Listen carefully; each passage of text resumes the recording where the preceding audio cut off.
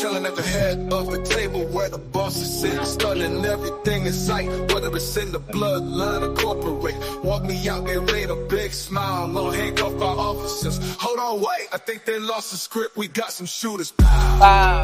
It's off the hip. Yeah. Oh, chilling at the head of the table where the boss is sitting, studying everything in sight, whether it's in the bloodline or corporate. Out there ain't a big smile, on handcuffed by officers. Hold on, wait, I think they lost the script. We got some shooters. Pow. It's off the hip. Yeah. Chilling at the head of the table where the bosses sit, stunning everything in sight, whether it's in the bloodline or corporate. Walk me out the arena, big smile, on handcuffed by officers. Hold on, wait, I think they lost the script. We got some shooters.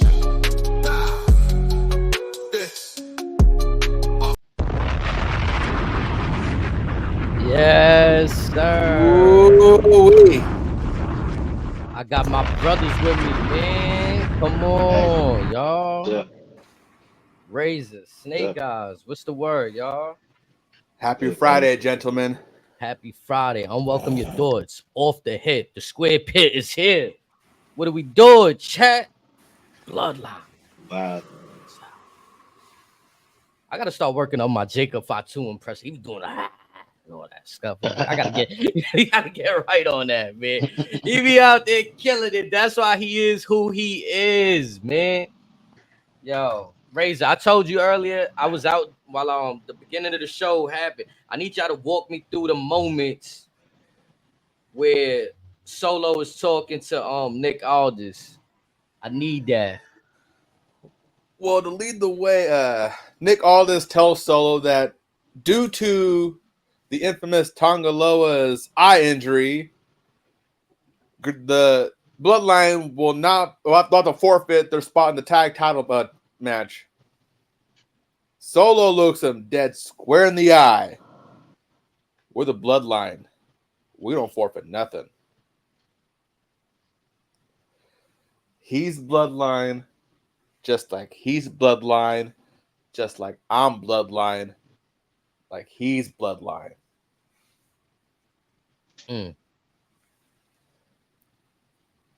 Now, did you think they was going to go in that direction? Yeah, I'm about to say, did y'all think they was going to go in that direction? I mean, there's no way they was going to promote this tag team match today. All of a sudden, they just, not going to be in it. They got members. It's like if Solo had to be in that shit, you know what I mean? Like plug in. What you mean Tonga can't go? We out of this? Like first Tama was like, what? Like what you mean? Like Tama was like, hey, what you talking about? Like Tama was ready to throw hands. Yeah, out the gate. Like what? Don't forfeit nothing. Like what you say to me? So when Jacob just popped up on the screen, the way Jacob appeared on the screen, because at first you just see like them three in the camera, then Jacob just appeared. Like what? He's gonna be in this match. You know what I mean? So I thought it was dope. I didn't see that tag like them teaming up, but when we get to like the main event and shit like that, and things that they said is just the history and shit like that, it makes sense. So how much funnier would it have been as Thomas says, well, what you mean like a forfeit? The camera does a quick pan. You see Jacob like lift his head up his eyes up against the wall, and then just starts bum rushing. All this like was good. All just like that's some flavor on it. Don't be afraid to do it. We watching the action movie anyways, people. Right. Well, all the participants. Let's do it. I wish they went the direction, Razor, that you was kind of calling last week or prior leading up to it. You said OC's in it, and then we got the GOD. But I wanted it so bad. But I think it's okay that we hold off on it because we seen a fire match tonight, and Jacob is just, man. There's no way that you just like not have him in the match. Like he's just that good, I think. And also, all you're doing is getting him reps in the ring since he's not. I don't think he's doing the house shows right now. Otherwise, we'd be seeing it on the internet. And also, it's like the crowd's getting a chance to see something that many of the hardcore fans have appreciated for the last few years. Mm. And Yeah, they're doing it right. just to add just a little more context to what we're talking about too. Like they did do it a little different too. Like they let Street Profits run the table. You know what I mean? And you know the Bloodline came out last. They were the last team in the guy. So Okay, so you know, we all had a feeling that Bloodline was probably gonna come out last, like once we saw everything from the beginning. But who would you have thought would have been their opponent in that last setup for the match? I mean, if it was gonna be the original, like the Gorillas, like you know what I mean, it would have made sense to have OC. You know what I mean? But seeing Street Profits Right. run the table, you know what I mean? Like I knew it was no chance. I put it in the chat once I seen them last, winded in the ring, and Jacob hit theme hit. I said it's over. They're not like, come on. But you think that Yeah, I like felt like had they was Tongaloa winning not that. had the eye injury, it would have been Good Brothers and the Gorillas. It'd have been a dope moment for like the history, which I've been saying. Yeah, But I'm it'd have saying been a good like, chance to do that. Yeah. Aside from the Street Profit, like who else could have legitimately been that last team without making it look like an absolute I mean, squat? I'm not gonna lie. Baron Corbin and Apollo was looking alright out there. Yeah. You ain't. I mean, they. I'm gonna say this. Not yet, man. It's their No. second Look. time together. It's their What I second don't time like. working together. But What I and don't like. they're coming out the Baron Corbin's theme. Apollo don't even have no damn music. He's just walking out with Baron. They just getting started with their tag team, I think, in my opinion. But they I just dope. Okay, wish that Tama there got was some music to more. come after Jake's music. I wish they shared the same gear. It'd have made it like you got Apollo with the black and pink, and then you got Baron Corbin with the. I kind of forgot like what was going on for a second. Like I'm not even gonna lie. Like just like like I said, I was doing a lot of stuff. I was outside trying to watch on my phone, and I'm like, oh, that's Baron Corbin. Like 1 week he had something different on. Apollo still with his black. I just wish there was more of like a tag team feel between them. But I think they at least they getting they TV time. Like you said, it's only they second week actually together. And you got to think about it, right? They started the match with Legato's, I don't know how you say that. I don't want to mess their name. Yeah, Legado Fantasma. Latazo, yeah, you feel what I'm saying? Like, and, see how they, you know what I mean? This is a big match, you know what I mean? Gauntlet match, a couple big teams in it. They had a new fresh team, you know what I mean? See how they look, you know what I mean? Like you said, along the way, they probably gonna make some changes to their attire, you know what I mean? People like them. People like the Corbin and Apollo shit on the team. You know, it's dope to see how they looking. They went over on Legato, right? Like they got Yeah, the they won. victory. They won that first one. Yep. So like that's no pay. I don't want to say a payoff, but Legato's been fucking with Apollo and Baron Corbin, so they one up on them right now in that match. So that's a good look for them too. I Going like into where that. you're going with this. Yeah. Yeah, they got a lot going on. They told a few stories in that one gauntlet match. You know what I'm saying? So, yeah. Assuming some of this continues to be as good as it is, they're planting a boatload of seeds post SummerSlam. But when Baron Corbin started doing cruiserweight moves, why is Apollo Crews just throwing him over the rope? That was that NXT shit. I feel like I seen him do that shit over there in NXT with Braun. I haven't seen that since Braun Strowman and Ricochet. Baron Corbin just trying to do anything to stay around. Cruz is the high flyer. Him, I guess I can believe it. Corbin, come on. Sir, you are an offensive lineman. But not for nothing, like, so Bloodline won this match. You dig what I'm saying? They're the number one contenders. They get a match this week before we move to the next. No, the titles leave DIY already next week. Yeah. But also, real quick though, assuming that Street Profits don't get a breakup anytime soon, they stay together for a good amount of time. How are we feeling about Tez and Dawkins still taking the bloodline and who they got going? Instead of it being Tama and Solo, it's now Tama and Jake, or potentially Tama and Tongaloa. Is that something that might could that possibly be as good of what we've seen as far as Usos and New Day, which is the current benchmark of tag team wrestling? Yeah, I think they could put on some bangers. I just felt like by the time they actually got to mingle with the Bloodline, Tez seemed a little gassed.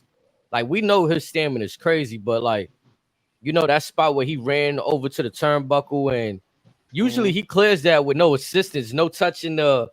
He needed a little assistance, and that little spot with the reversal of the Samoan drop into the DDT looked a little bit like, I don't know if it looked funny to y'all, but I thought that was by design because Tez no, it was he by can sell design, some pretty funky ways.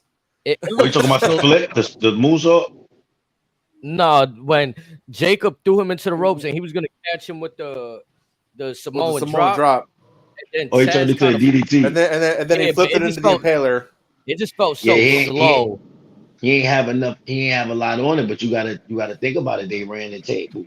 They just beat all the other teams. You know what I mean? So you gotta think about it. Bloodline is coming in fresh, so they fought as hard as they could with the stamina they had left. But also, Jay got that freaky strength too. So he probably just, instead of being at one moment, he probably just went a little heavy this way. Yeah, that's what I'm saying. So like, if you give them a clean look, bell to bell, start to finish, Street Profits versus this version of the Bloodline, Jacob and Tama Tonga, I think they'll put on a fucking classic. I think my opinion, I think if the titles is going to change hands, Jacob, I think it just adds more allure to the new Bloodline, to where we're going. You know what I mean? You got two killers with the belts now. You know, and it makes sense. Islanders 2.0, like you were saying, Snakes, the sons, the father's right, like. But I was like, sometimes, like you could like take for granted what we're watching. You know what I mean? Like tonight, we were literally watching history. Like, you know what I mean? Them as a tag team. You know what I'm saying? Like, and now being the contenders to the chance to win it, and their fathers were a tag team. Like, it's amazing. That's dope. I said it months ago. We are seeing the next generation of the South Pacific Savages. Yeah.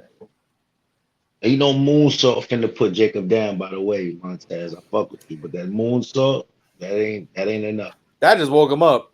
Yeah, that ain't enough. You wonder why he kicked out of that DDT. You ain't doing nothing. But like I said, next week I feel bad for Ciampa and Gargano, especially Gargano.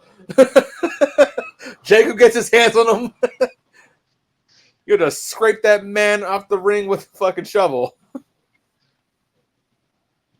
I won't even be surprised if it's a squash match too, like a quick match. Candice LeRae, do not let your son watch that match. What's the odds of Bloodline not? I mean, so let's put things in perspective, right? Mm-hmm. That's the Friday before the PLE, right? Mm-hmm. Do we see?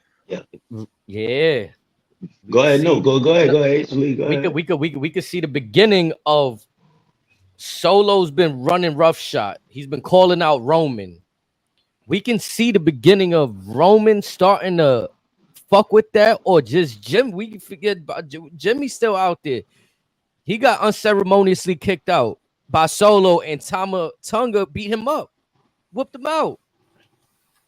I was gonna wait till we hear. Shout out to my nigga Raised with the record, whatever's in there. Salute to that. Man, I had a feeling today's episode was gonna get a little crazy. So again, we bust out the 100 proof again. I mean, hello, shit me. But I have a new theory, guys. We're back. Theory. Solo has a plan for Roman. Solo has a plan for him. You sense the trap being laid as well. I do. I sense it. I sense the trap. We can get there when y'all want to, but I want to hear it now. I'll say it, but if y'all don't wait, I'll wait. You know what I mean? Let's make the viewers wait on it. Let's make them wait on it. Okay. Because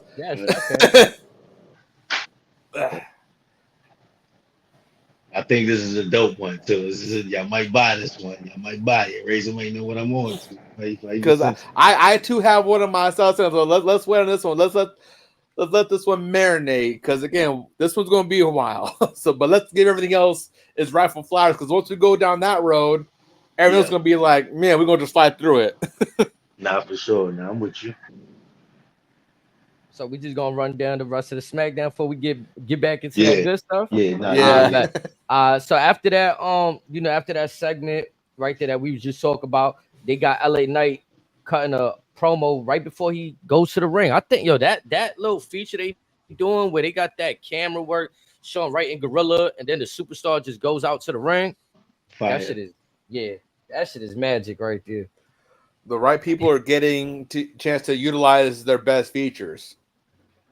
You see it with Jey Uso and Sammy. We've seen it with Cody on occasion. We see it with Solo. We're seeing it with LA Knight. This is what folks want to see. Fire. I think LA Knight gonna take that championship off Logan Paul. I'll be surprised if he don't. What do y'all think Logan Paul's surprise is next week? He's going home. It ain't gonna be LeBron. He's in Paris. It won't be LeBron. Jake. If it's Jake, I might punch my TV. Oh, his brother. Yeah. A part of me feels like hear me because we're seeing Bud Crawford a lot. Yes, Crawford's gonna be in Saudi next week, but maybe we see what they doing. We see what they doing. Yeah. Because they're promoting the Crawford fight. Who's to say they're not also going to promote the Tyson fight? Should that happen? They're both going to be on Netflix. Tyson and Jacob both worked at WWE in the past. I found it like cool and weird that WWE is choosing to promote that fight, and that fight is on the same day as SummerSlam. Like might be a different time. That'll be on in the morning, basically for us. Mm-hmm. I ain't gonna lie, y'all wasn't surprised at the timing of that like promotion, like how they just threw that in there with Austin Theory. They did it last week too. Mm-hmm. All right, so do y'all think we leading into Crawford? Well, you definitely can't get a match. You like they just say you fight. I mean, maybe after this we got Mayweather versus Big Show. We could get Crawford versus Waller. But last week they were in Omaha. They was in his hometown, so it's like I get that, man, in your hometown. Like, but I didn't expect to see Crawford today. I'm gonna be real. Hold on. So Crawford was in Japan with them, right? Yeah. Like for what? That's my thing. I'm like, what's going on here? He can't fight SummerSlam against Theory. What is the extent of TKO promotions? We don't know. Could that involve boxing as well as MMA? Maybe. They both or is the people that are working with Crawford in his fight next week the same Saudi people that work with WWE for the Crown Jewel shows? Possibly. Well, Crawford just got a hell of an agent. If TKO somehow purchases... Well, think about it. Who would this connect be? The Rock. There's a whole lot of ways that make sense for this. But then again, I mean, at the end of the day, I'm not mad at it. I mean, could this be other ways? They're trying to make Crawford more household name. You know what I mean? Think about it. We got Brunson and Halliburton 2 times in the same week. We've gotten Ryan Clark. I mean, they're using celebrities that, if they happen to pop a number per se, throw another bag their way, want to come back. They are sharing the wealth. And they've been having them in the ring too. That's the fire part. Yeah. People been, you know what I'm saying? My man got theme music. What you mean? He got an entrance. That's what I'm saying. I mean, WWE, they're bringing in so much fucking the words money of right Snake now Eyes, he has a rollout. He got a rollout. Bro, he got a rollout. They are bringing in so much fucking money that they're just handing it out to whoever is actually on an up and up right now. They're giving money away. My thing is this the last time we see Crawford? I want to see Bud Crawford. I want to see Bud Crawford in 2K25. I said it here now. In WWE 2K25, he should be in there. Might be in the new DLC pack. Yeah, he's already there. He's already there. We need him. That'll be fun. Cause like But you again, said, Razor, we had Mayweather with Big the Show. Big Show, and that was it was fun. It was what it was. Come on, Crawford's a hold on, boxer. guys. Let's not get too ahead of ourselves. We We're had talking Tyson. different levels of this is different levels of stardom here. We talking about that. But think about it. Nah, Hear me but it's out. cool Hear me that out. they giving him a At the look though. You time in just said Mayweather's Floyd versus career, Big Show, guys. Listen to what we said. Floyd Mayweather versus at Big Show. That's insane. That's They had Braun different. Strowman versus Tyson Fury. hear me out. Hear me out. Look at the box officeness in that. Come on. No, Theory and but no. Crawford. What the fuck are we doing? Let's use Mayweather Big Show as an example. Hear me I'm out. screaming. At the time in Mayweather's career, he wasn't that megastar just yet. And Big Show was a mid-carder around the time. So again, if we're going based on who's on the up and up, who's a mid-carder, it kind of fits like a glove. Listen, Theory began a lot of great spots, man, in his career. I'll tell you that, man. The John Cena win. The motherfucking when The Rock came back, he was in the ring. You know what I mean? He took a this shit stunner. with Crawford. Like, Theory, man, you get they love you, boy. Tell you that. They love But you. again, but same with Waller, he's getting that love too. Waller phony, man. Waller, you phony, bro. He ain't acting. Theory got P, knocked man. the fuck He out. ain't moving P, man.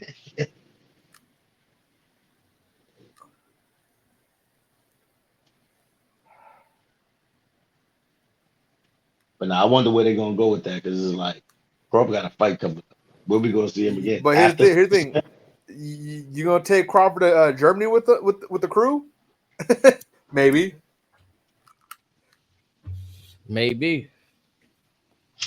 I mean, but again, it's fun, right? Like, yeah, they could probably try to get a Tyson Fury, a Javante Davis, but I feel like maybe in their eyes right now, Bud is probably like the safest boxer they could get. You know what I'm saying? You said Jake Paul, they might be already got that in the back pocket at some point. You know what I'm saying? That's why they ain't pulled that card out yet. Cleveland.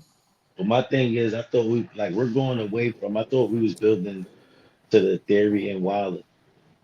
This could be part of it, because now again, all Waller had to do was say some shit, and Theory just gets popped. So after either at SummerSlam or after maybe in Cleveland, we better see something. Is it going to be Crawford?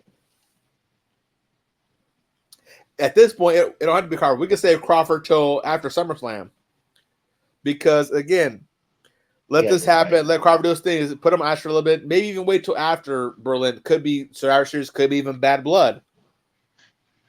Crawford comes out with Theory when Theory takes on Waller. Maybe. They must be building. Could be Waller versus Crawford at Bad Blood in Atlanta. They must be building up the Waller Theory WrestleMania. They slow walking this. Again, blood feuds done right. You can wait as long as you want with them. Nah, but I get it though, because it do make Theory look a little bit foolish and gullible. Like, come on, bro, like you still running with this dude, and he obviously putting you in harm's way. He been clowning you. This could be the last straw, or this better be the last straw. And I'll be honest, y'all think Austin Theory whack though? Like, how is it not the last straw? You got knocked out by Crawford 2 weeks in a row. I'm screaming. It's like we're not even homies no. Nigga, what?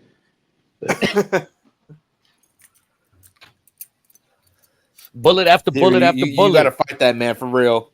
How many times has Gargano tried to hit Waller with a knee, and Waller moves out the way and lets Theory take the knee? Or every time Gargano dives out of the ring. Yeah, it's bullet after bullet after bullet he's been taking. And it just makes stands when I stands, and I can't stands no more. We also had Tiff. Go ahead, Snake. I was gonna say the only thing I could say about Wilder, he was the one that went up and grabbed the title. He was the one that Grayson Waller went up and got the title. Yeah, during the Money in the Bank. Yeah, he got up there first at WrestleMania to get the title. So he could always hold that over. Like, I'm the reason. I'm the one. You know what I mean? Like, niggas wild. I'm the guy holding this team down. You ain't been doing shit. Right. We had Tiffany and Nia taking on what was supposed to be Bailey and Meechin. Hold on. So real quick. So did you guys happen to catch what Nia was telling Tiffany when Tiffany was kind of looking at her beat up briefcase, all taped up and shit? Nah.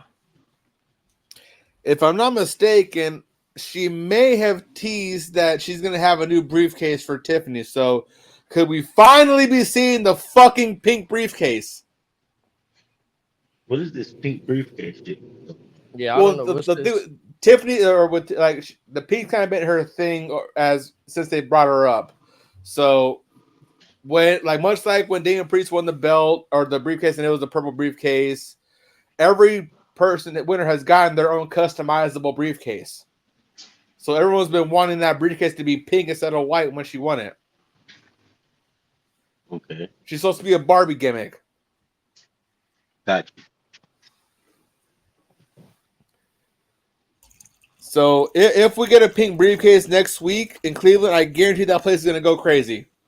I promise you. That's wild, right? A pink briefcase, can't even say a pink briefcase and make the crowd erupt. And I mean, that'd be the dope time to show it though at SummerSlam. That'd be fire. That make people go. It's like, why show it now if she is going to do a new one? And also, again, this will if Nia gifts it to her, then it kind of adds another layer onto if or when Tiffany ultimately turns on Nia. When she okay, so Bayley. that's when she's gonna give her the briefcase at SummerSlam to ensure that she doesn't cash in before then. I did this for you, therefore you can't cash in on me. We're friends. I scratch your back, you scratch my back.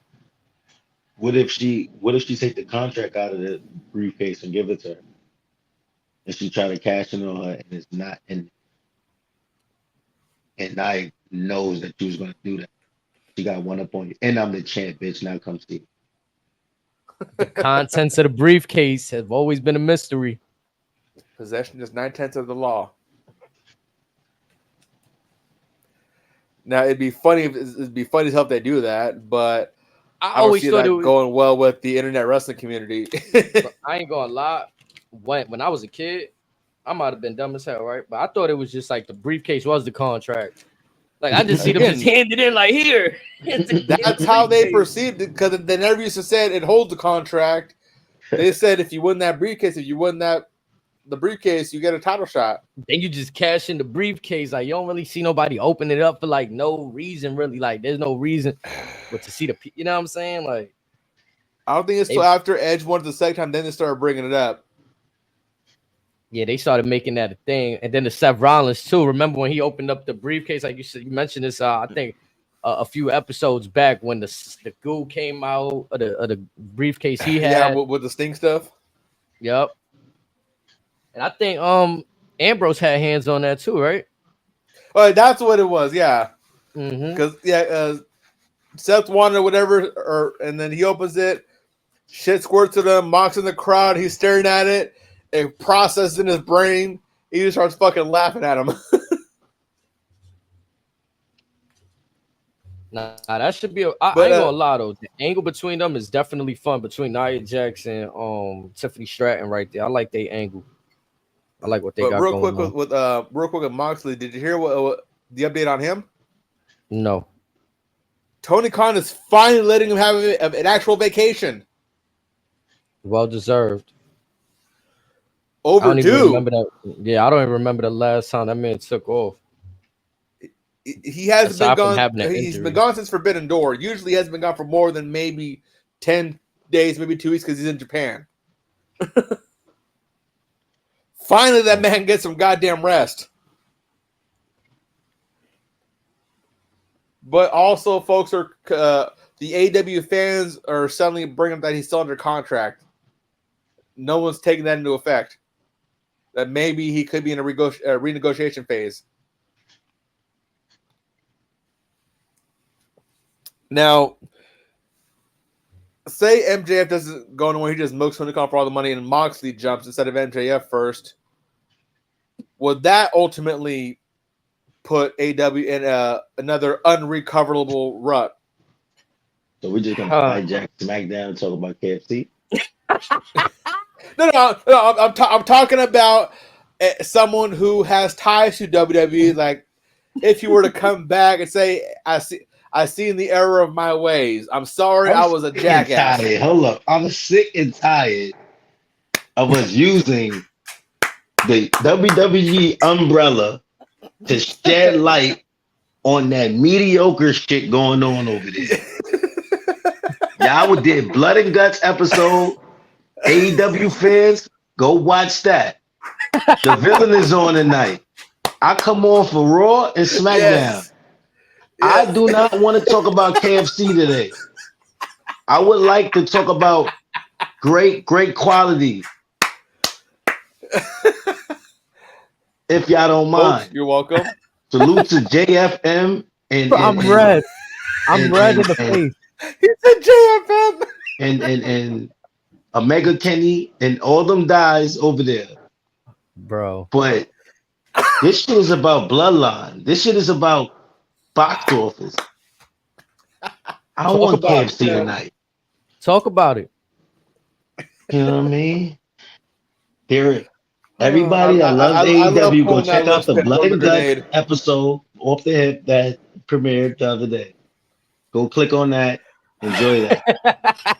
This is a SmackDown rollout. The Smack Talk specialist. Come on, man. Snake. The reason why I pulled that linchpin every couple episodes is because I need that outburst. I need to get that blood pumping. Yeah, man. I don't know what's going on over there. The people need it. We all need it.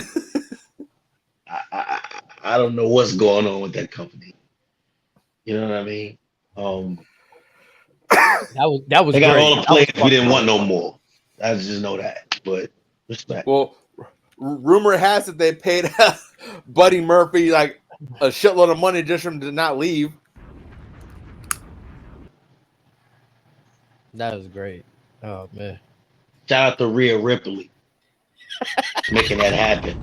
If you don't think Rhea Ripley said most definitely. If you don't think Mommy orchestrated that man to get up off his ass and go get to that bag, kicking it, you got to do more. If you think he used that as leverage in office with Tony, like, do you see what my wife is doing? You think I'm finna stay here when I can really insert myself literally into that and seamlessly, and they will love me to have me back. Nigga, I need more than what Kenny Omega's get. My wife. Have you seen Liv Morgan?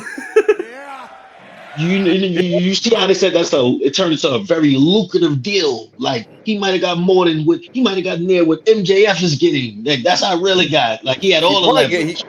I bet you he had all the leverage money. He had all the leverage. Lesnar money. So the only way that nigga said, "Yo, I'm staying," like, I'm signing, is because he got a offer he couldn't refuse. And Rhea's like, "All right, we good. Go ahead, do your thing." She's like, "Hey, fuck it. Yeah, they gonna give you. They gonna give you that. They gonna give you that. Oh, Triple H will give you that. Go get that. All right." Even Triple H is like, "All right." Triple's probably going, "Hey, milk him for all he's got, for all I care. Go ahead, have fun." So since you signed this deal, you get all this money. You good now? I'm finna go lick Dominic ear. Okay, that's fine, right? Yeah. Okay. Probably, or it's one of those. You lick Dominic's ear. I'm gonna milk this motherfucker for double what you're making, and I'm gonna sit on my ass at home. I ain't doing a goddamn thing. And Rhea goes, "Bitch, go wash my dog's ass." Yes, mommy. Shout out to Buddy though, man. Use that leverage to hope niggas learn from Buddy. I hope niggas learn from Buddy. Using that leverage to if you're gonna stay there, make sure it's lucrative. Yeah. And now again, for those that are married, this is one of those examples when it's okay. It is perfectly. We get it. We understand. We probably do the same shit. If someone's gonna give us anything we want, we write a number on the check. He's gonna sign it. No questions asked. Why not? His new deal probably mean he ain't even finna be a triples teammate no more either. He's finna go on that, be one of them guys now. Like, yeah, that's another thing. I He's don't just need getting the paid. bag. I He's need to getting be paid fighting to work MJF and out and do whatever the fuck he wants. I need to be fighting Casa Kaluka and all them Chinese niggas and all them niggas that niggas be put on TV and all that. I need to be fighting these niggas. I'm tired of this triple match shit. I'm in the dark, then I end up in the ring. I gotta paint my face black, all this shit with Alistair Black, you know, and Brody, the other dude that look like a fake ass Brian Strowman. Like, I'm tired of this shit. I need to be going for the heavyweight championships and this American shit. This fake ass Kurt Angle belt y'all just pulled out. By the way, that shit is atrocious. But I understand it for the wrestling fans.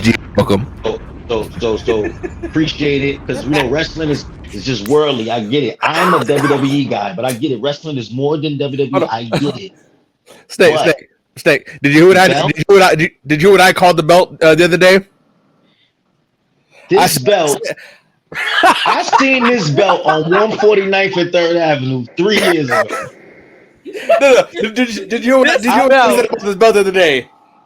I seen this belt on 31st Street and 7th Avenue. This that standard USA. Snake. I know an African that got this belt right now. That's the standard USA jersey belt, right? Like, there. what is that? Snake, I want to know if you agree with me on this. Okay, you ready for this one? I said that I called this belt the Divas Butterfly Championship belt. That belt make the Raw tag belts look amazing, and we hate those, Loki.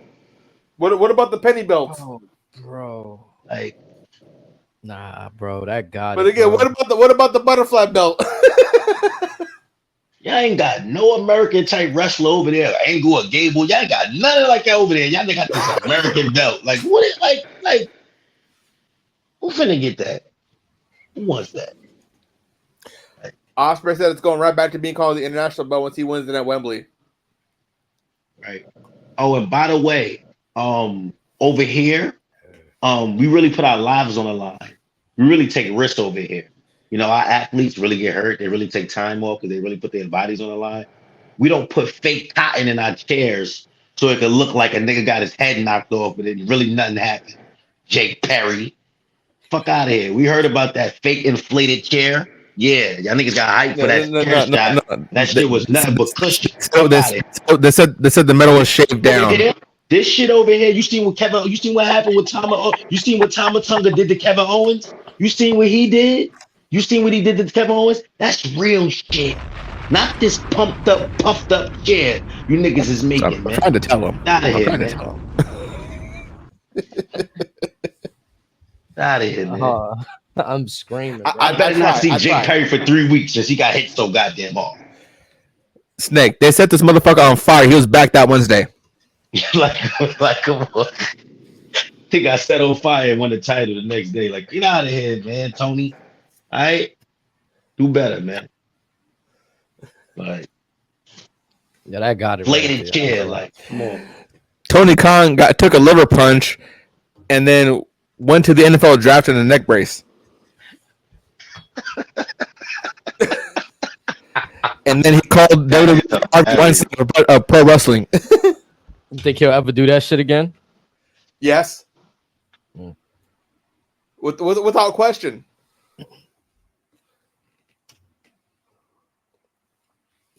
You want him on this podcast. Me, I know for a fact he probably don't like me. Because I'm going to say to you, to his face, respectfully and appropriately. Meaning in the same tone. Man.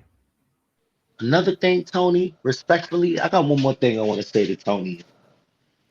This is going to probably hurt the most out of everything said. This is don't take, I just want to say this. This is, before I make this statement, I want to say this is all in fun. Don't take it to the heart. You know what I'm saying? For anybody that's going to hear this episode, don't take it to the heart. We're just having fun over here. Enjoy the content. Enjoy what we do. We love wrestling. But I want to say this to you, Tony. Now you want to bring a new buff girl to your company. Now, who's this new girl that was in the ring with CEO, this buff girl with muscles? No, we got we already stole Josh Star. We already got Jay Cargill. It's done. Stop trying to make Flag on the play. Stop trying to bring a new Camille, like this girl, these boots. I don't know what type of boots she had Flag on the that day, play. but stop. You're not you won't get another Cargill. Done. So I personally will not tolerate any Camille Stackhouse slander. Again, I've seen what she can do. If used properly, her and Chris Statlander could save that division if used properly. But she's going to be, I can see a sidekick right now. She's going to be an enforcer. That's what's going to be. Sasha's enforcer. Nobody guys, I pay attention. Even though I don't like KFC, sometimes you go get the tenders for some reason. It's like, I'm going to 3P. Like, no, Snake. It's like you get a bag of tenders, you think it's all tenders, and the last 5 pieces are just pieces of burnt up fucking breaded shit. Yeah, I should be eating healthy. Every now and then I get the tenders and the mac and cheese from KFC. Like, all right, cool. But and you get the crispy burnt end. I'm aware. Like, I see what's going on. Like, I see. It felt good setting that bomb on HD. I need that every so often. Man. Snake, thank you for that one. You got Snakes to talk about AEW. It's a win. We got him fired up. Sometimes, again, I said, it can't be me just going off on him. I need someone else to join me. HD, you too nice about AEW. Voodoo, he's way too nice towards AEW. Snake, I need this energy from you. Yeah, man. And all love for the sport.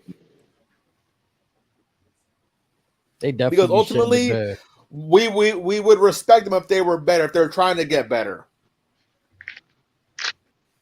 Not everything they do has to be revolved around controversy. If they do shit and they're constantly getting better, okay. I'll give you a shout out every so often, but again, you got to earn it. We ain't handing out participation trophies. Shit's got to be earned over here. And when you do some dumb shit, I'm going off on you, and I'm going to make sure Snake goes off on you guys as well. Right. But now back to our regularly scheduled program in the cinematic movie called SmackDown, which lately has been filler episodes. Right. But again, hey, sometimes filler is okay because we got a lot going on Raw. So this kind of like lets us clear our brains like a palate cleanser as we prep for the next episode of Raw. SmackDown will get its turn the next season, meaning when Roman comes back. Until then, this stuff is fine, but again, a lot of it's just been filler. We're good. Let's get back to the real shit, Netflix, things like that. Like, we're not having tantrums in the office with Warner Brothers says. But yeah, let's okay. Okay. I wanted to hear y'all Snakes. I wanted to go back to your theory. Because if I'm not mistaken, we done with everything else that happened on SmackDown, right? Okay, so I want to say this, and I want to know if y'all agree or do y'all if y'all seen if y'all thought of it. So my new theory is that we're all anticipating Roman's return at SummerSlam next Saturday. They have been teasing, planting seeds of Solo not giving a fuck, saying his name now. He even took it to the point of saying today, if you want it, you know what's good. Right. They rolled out Roman in the cameo, shoulder, like shoulder, little shot of it. Are you talking? Here's my theory now. Could Roman Reigns' return be kind of spoiled? How so? Here's why. Could we get a thing where I don't know what the result of the match is going to be, but my theory is maybe when Roman returns and he shakes the building like he is going to do, and let's say he clears the ring. I have a question. Does the finish of the match matter in your theory?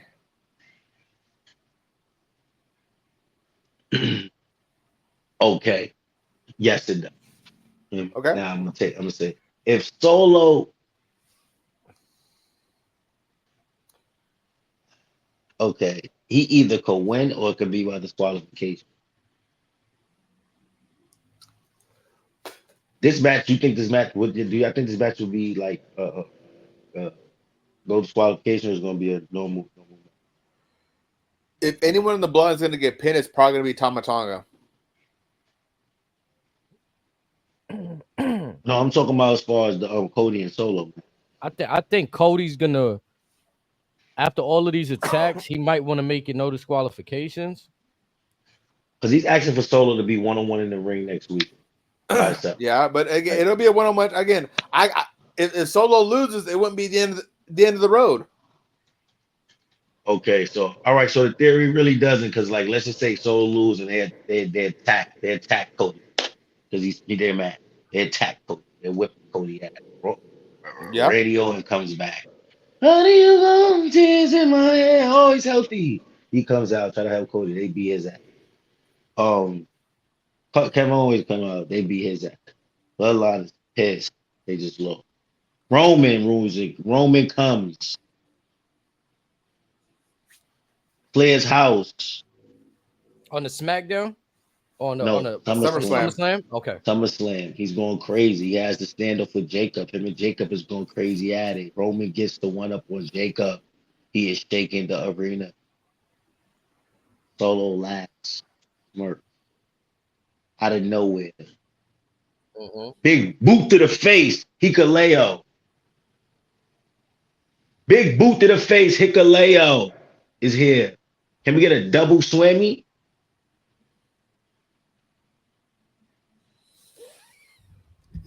That's my theory. My brother in Christ, you have my attention. Could we get a Roman comes in Claire's house, but here comes Hikuleo, the giant. Solo is now smiling. You're back, but we're more dangerous. We were waiting for you. We expected. We knew you would come. And we had our giant Tala Tonga waiting for you. That's just my. I see the same ending. However, my road to that finish is a little bit different. Okay. Yes, all that happens, but again, before Roma comes out, we do see Hikuleo come out and clear house or whatever. We see Roman come out afterwards. Solo tells everyone to leave the ring, and then they laugh at Roman, and Solo probably tells him something like, "You ain't worthy of this ass whooping yet. I get you on my time, not yours. I run this, not you." HD, don't run from me, man. Where you at? I'm letting Razor get his off because I kind of agree with you there. I like that because you like that. Okay. Yeah, we seen that with Jacob, right? Where y'all thought y'all had him cornered in a little corner over there, and he starts smiling. Boom, you know what I mean? Like here's my thing. Like I don't have Hikuleo on that same level as a Jacob Batu or even a Tama Tonga because from what I've seen with Hikuleo, he's still very green.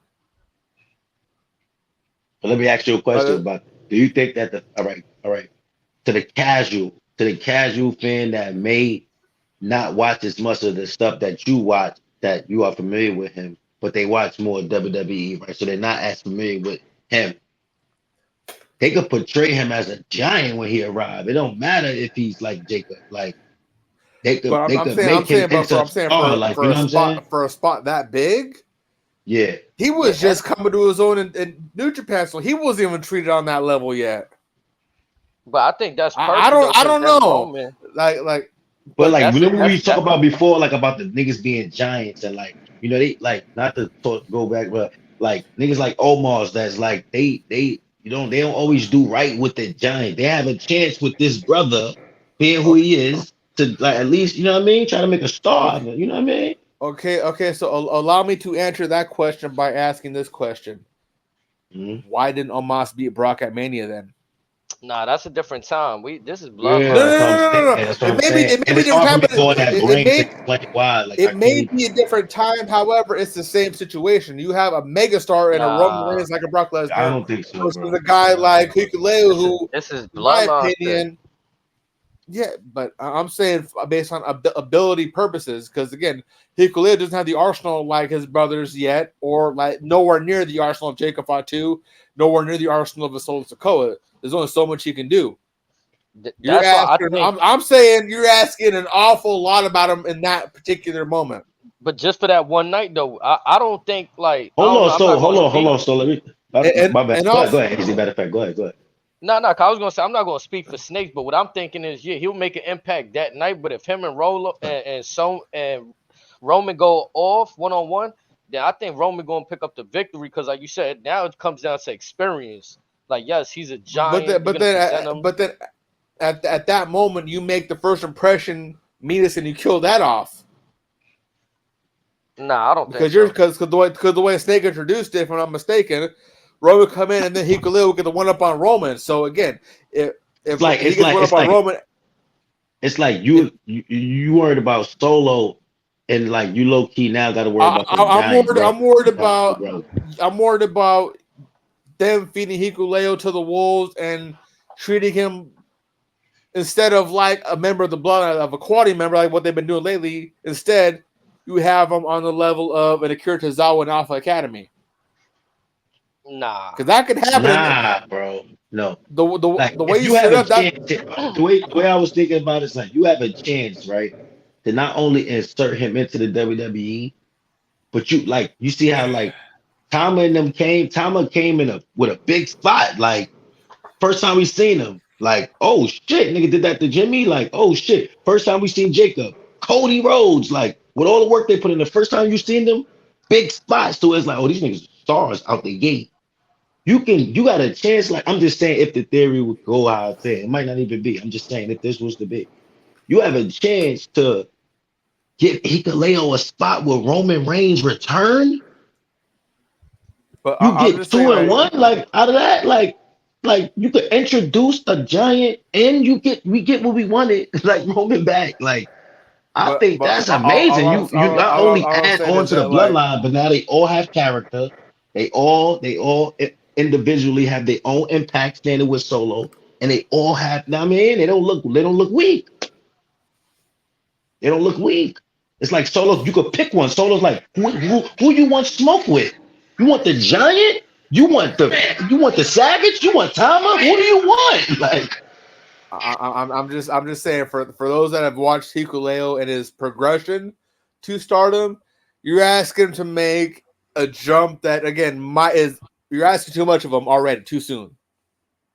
Now the only way this could probably work is if you bring him out this Friday at SmackDown and then Roman comes at the pay-per-view. That's the only way you can probably get away with some of that stuff. Part of me thought about too, like, what if Hikuleo end up on Roman's side low key, just as like a my brother, like you know what I'm saying, his brother's Tonga Loa, y'all left me, y'all forgot about me, like, and Roman bring me through. What if another situation low key, like what if Jimmy pop out first, right? And they beat the shit out of Jimmy and Jay come out to help his brother. I can see that too. And they beat the shit out of both of them and damn Roman pop. And then Hikuleo, like you could get all that. Like it's mad ways. What is Jay? I'm just saying, like, because I'm saying, like, especially to wrap up the Hikuleo stuff on my end. If you put him in, especially something after Roman, you are immediately putting Hikuleo on that pedestal of he's up there with Roman, Rock, Gunter, Brock. He's not that.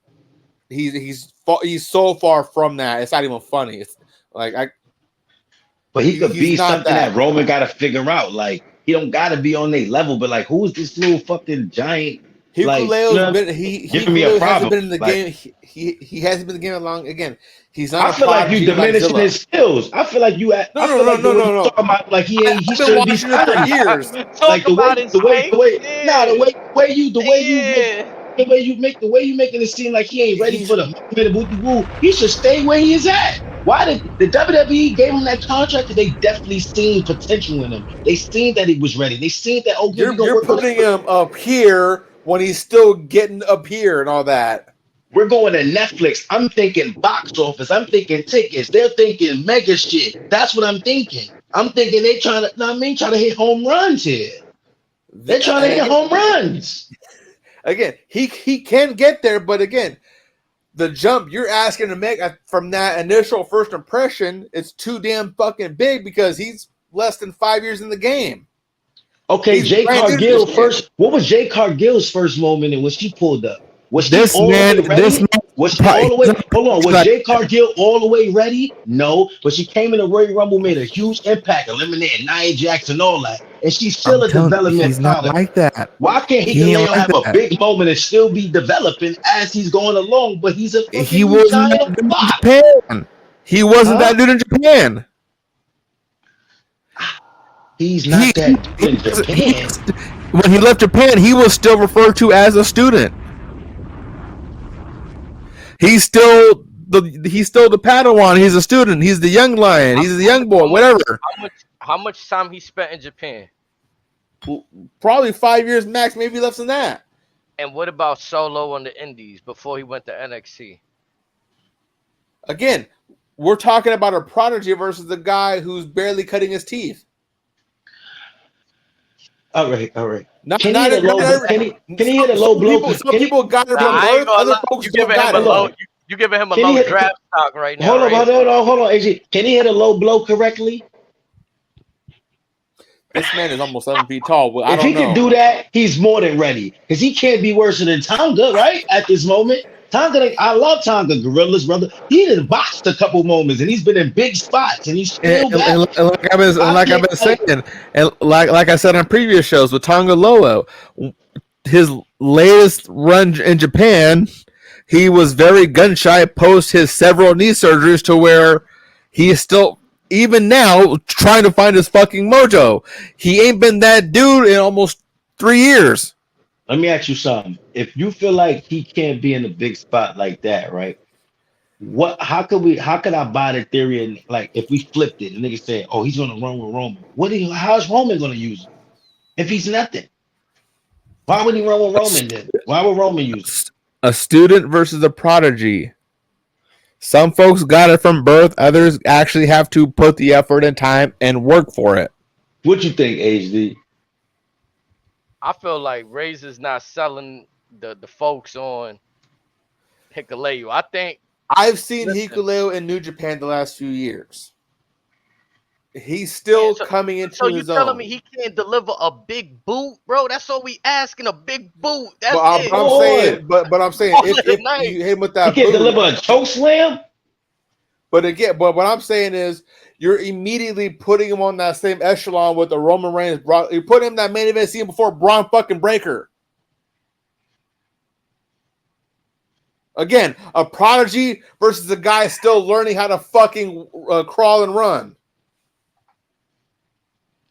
He's just another weapon. But again, so say he has a one-on-one with Roman and Roman fucking squashes him. Boom. There went the So first let me ask impression. you a question. How would you rather him be introduced? Since he's quote unquote not ready and still babysitting. Like I said, if you're gonna bring him in this weekend, bring him in Friday. You do the usual beatdown stuff. Roman comes out last. Solo has everybody bail out. And then Solo kind of tells him, I get you on my time, not yours. So before SummerSlam, we see Roman.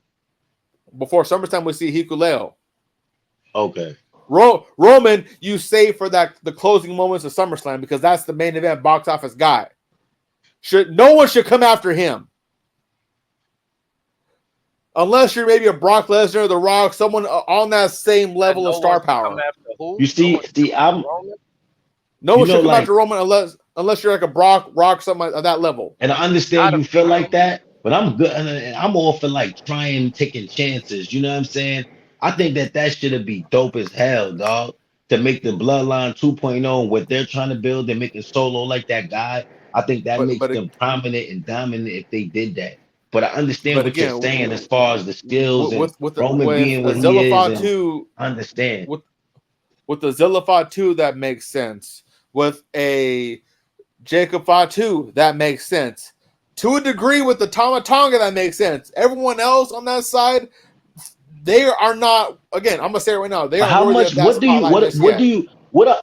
skill set are you looking for from a 7-footer? Like, no. This guy, he's essentially just graduated from from getting the training wheels off. He's still trying to find his zone. You were expecting him to have. So you can get a WWE contract when you barely know how to wrestle. So here's my thing. So say WWE got Jade Cargill before the AEW run. Immediately they put the women's title on her after her first match, and we don't see what we see afterwards. And we don't know what we got afterwards. For all we know, afterwards she could have been like an Alicia Fox. We don't know. Let them come into their own first. Let them blossom on their own, and then we get them in that situation. I feel like WWE is great at taking something and making them like, you know what I'm saying? Making them bigger than what you even think they like. That's what they specialize. That's what they do. That's why they the big dog. We make stars. You may not see that in Hikuleo. Okay, so but I tell you this, he's gonna be a problem when he show up. Yeah, let him know. He's gonna be a problem when he show up. And when he show up and he be a problem and he looks good in that ring, keep the same energy. He's a baby stepper. He's trash. He doesn't know anything. He shouldn't be here. That's all I'm saying. I most definitely will. But again, if they're gonna have that motive, I have one word for you: Omos. Nah. So now he's Omos. No. I'm saying they're both similar size, similar stature. Why focus if they're both the same size? Why focus on one? Because Omos came, wasn't Vince still here?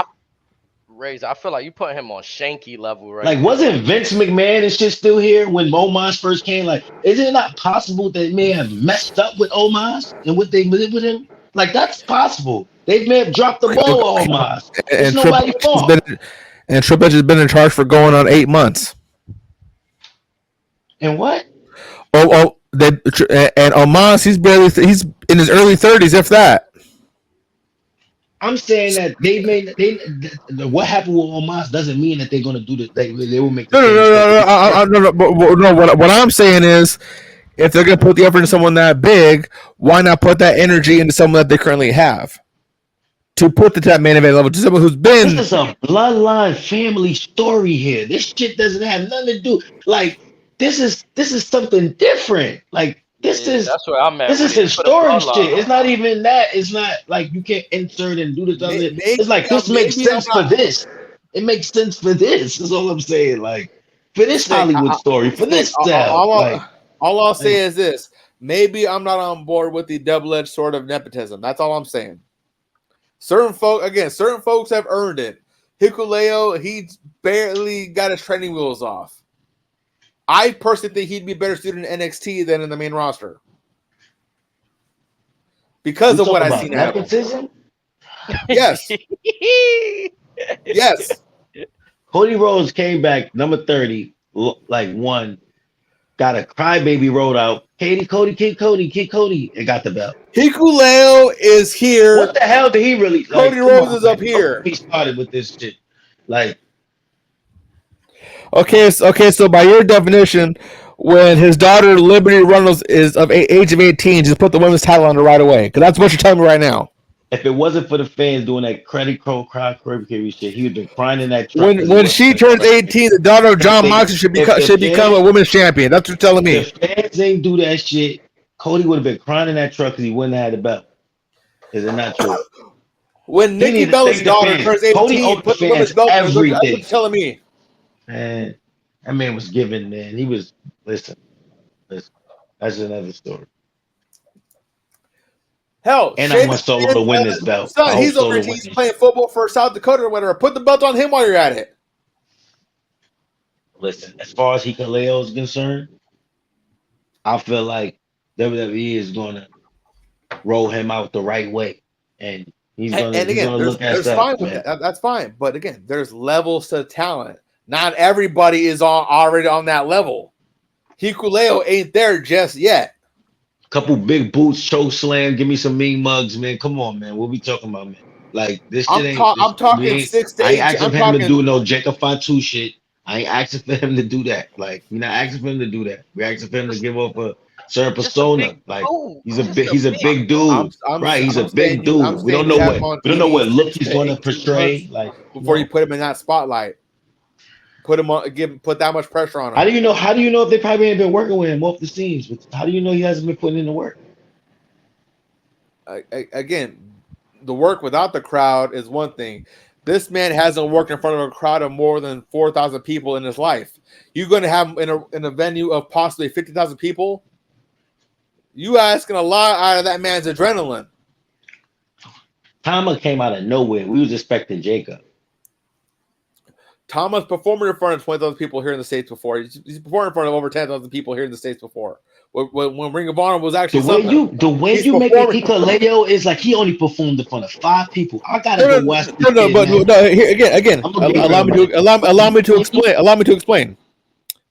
Hikuleo, when he was on the coming up, was actually during the pandemic, so he's only allowed to wrestle with X amount of people in the room, X amount of people in the crowds. Japan didn't get crowds till fucking last year. There were in empty fucking venues all over the country. Tokyo maybe had 2,000 people. That is nothing for that venue. So to have him be in an area to where whenever he debuts, whether it's a SmackDown, Raw, NXT, a PLE, it will be the biggest crowd he's ever seen. Let's have him do the basics. Let his body adrenaline get acclimated to that before you put that much pressure on him. Not all coals turn into diamonds.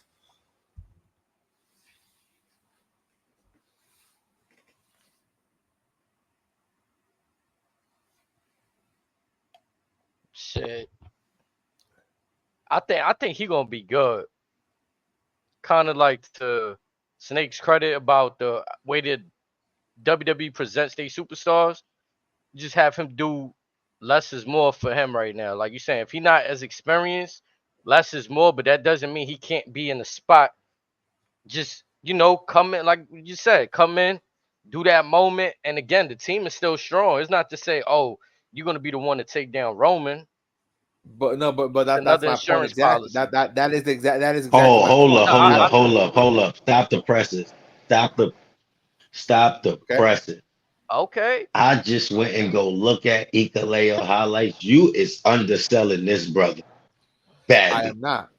You are. This brother's in great shape. This brother's an athlete. This brother's big. This brother has moves. This brother, like you are seeing stuff from the last few months. But what I'm saying is, if he has highlights like that 1 year ago, 2 years ago, he looked good like that, and now he's finna come over to the WWE with all his motivation, and you acting like he can't be ready for a certain spot. He look like he's capable. You don't think he looks capable? You don't think the size of the crowd will actually play a part into it? He looks capable, man. His brothers is there. He got familiarity there. He's like bring comfortability. Come on, bro. I just looked at the blood and guts shit when he pulled up on his brother Tom in the ring and he turned on the dude. I'm looking like why he can't have a spot? All I'm saying is his brothers had a chance to have an actual excursion where they could perform in Mexico, the UK, whatever, in front of larger crowds. He didn't have that privilege of having the excursion to actually learn on his own. You are immediately putting him into the fire. I'm just saying, if that ends up being too much for him, it's not the end. Like, don't put that on him because again, WWE puts him in that position where he may not be ready for it. If you put him in a spot to where he comes over Roman, puts a pause on Roman, and then if Roman have a one-on-one and Roman squashes him, that first impression is out the window. That's all I'm saying. I don't think so. Okay. It depends on how it's done. I would love to be proven wrong. I feel like it all depends on how it's done. Either what I just looked at, because if I didn't go look at, so you made me want to go look at his like. Nah, I think Razor's definitely underselling him. And Nah, Razor holds high standards, so it's like for like. You know what I'm saying? So I get it. And you definitely watch these brothers and you familiar with them, so I'm not undermining your you know what I mean, stance on them at all. You know what I mean? But I was just don't forget this is a theory. This don't even gotta be something that even happened. I was just saying, you know what I mean? Because he's signed and it looks like he's on board. So it's like, how can he be inserted? I'm just, how can he be inserted in a way where we create another star? And my initial thing with Hikuleo coming in with the fold to where Solo and his older brothers run the main roster. Hikuleo ultimately becomes NXT champion. That way, Bloodline holds all the top belts everywhere. They run all of WWE. That's my initial theory with them. I feel like that's a dream of yours. I kind then of alluded to that when I could be. said the Clash of Championship, when I was like, yo, what's the chances of Jay getting some gold with the tag belts on Raw and then the Bloodline? But like, to Snake's credit earlier, like, I didn't know it was gonna be Jacob, but any version of the Bloodline with the SmackDown tag belts, Jay with the Raw, maybe with Jimmy, maybe with Sami Zayn. Like, unfortunately, before, if I'm not mistaken, before Solo got there, Sami Zayn was an honorary Uso for the Bloodline. He was part of that little, I mean, that first half of that storyline. Yep. So it could be a number of ways we go with this. I think too, like I said earlier, though, just as like a curveball, I think they could also, unless they really want to run the tables on Roman and make it real difficult, what if Roman bring out Hikuleo, like, you know what I'm saying? And it's like the forgotten brother angle, like, yo, y'all forgot about me, like, you know what I'm saying? Like, y'all left me over here. Y'all was happy to be doing this with Solo. Roman gave me that call. I think if they do that, that'll be interesting. And it's not to say, why is it far-fetched to say the brothers will go against brothers when we just seen Solo come up in, he's Jimmy and Jay's brother. But I'm just saying. I'm just to get on Roman, give me a perfect way to y'all two brothers, a great Roman return. Y'all Triple H for a second. What's y'all return look like? Him at SummerSlam, interfering in that match, causing Solo the championship. Like, nah, you're not getting this before I get it. You know what I'm saying? So, kind of vibe. Here's my question: does Paul Heyman come with him immediately, or does that take a few weeks? That determines my answer. I would have like when Snake said the music is got. How would you rather have it? Paul Heyman come out, ladies and gentlemen, or I'd rather hear the music first, like everybody's gonna just turn their head towards the rampway, like, whoa, what's about to happen? So I have two different thoughts. What if there's no introduction? My bad, Razor. What if there's no introduction, like with the Paul Heyman situation? It's just like, that's Paul Heyman. What the hell is he doing here? He's just walking out and it's like, you know what I mean? Just give him a grin or something, and then you hear the music. Right, it's type shit. Yeah. Yeah. So I have two different theories. One, you bring Roman out of SummerSlam alone. Roman is ultimately out. Actually, I ties with the same thing, but anyways, but Roman ultimately gets overwhelmed by Paul, or not by Paul, by Solo in the Bloodline currently alone. Say it's Survivor Series or Bad Blood or whatever.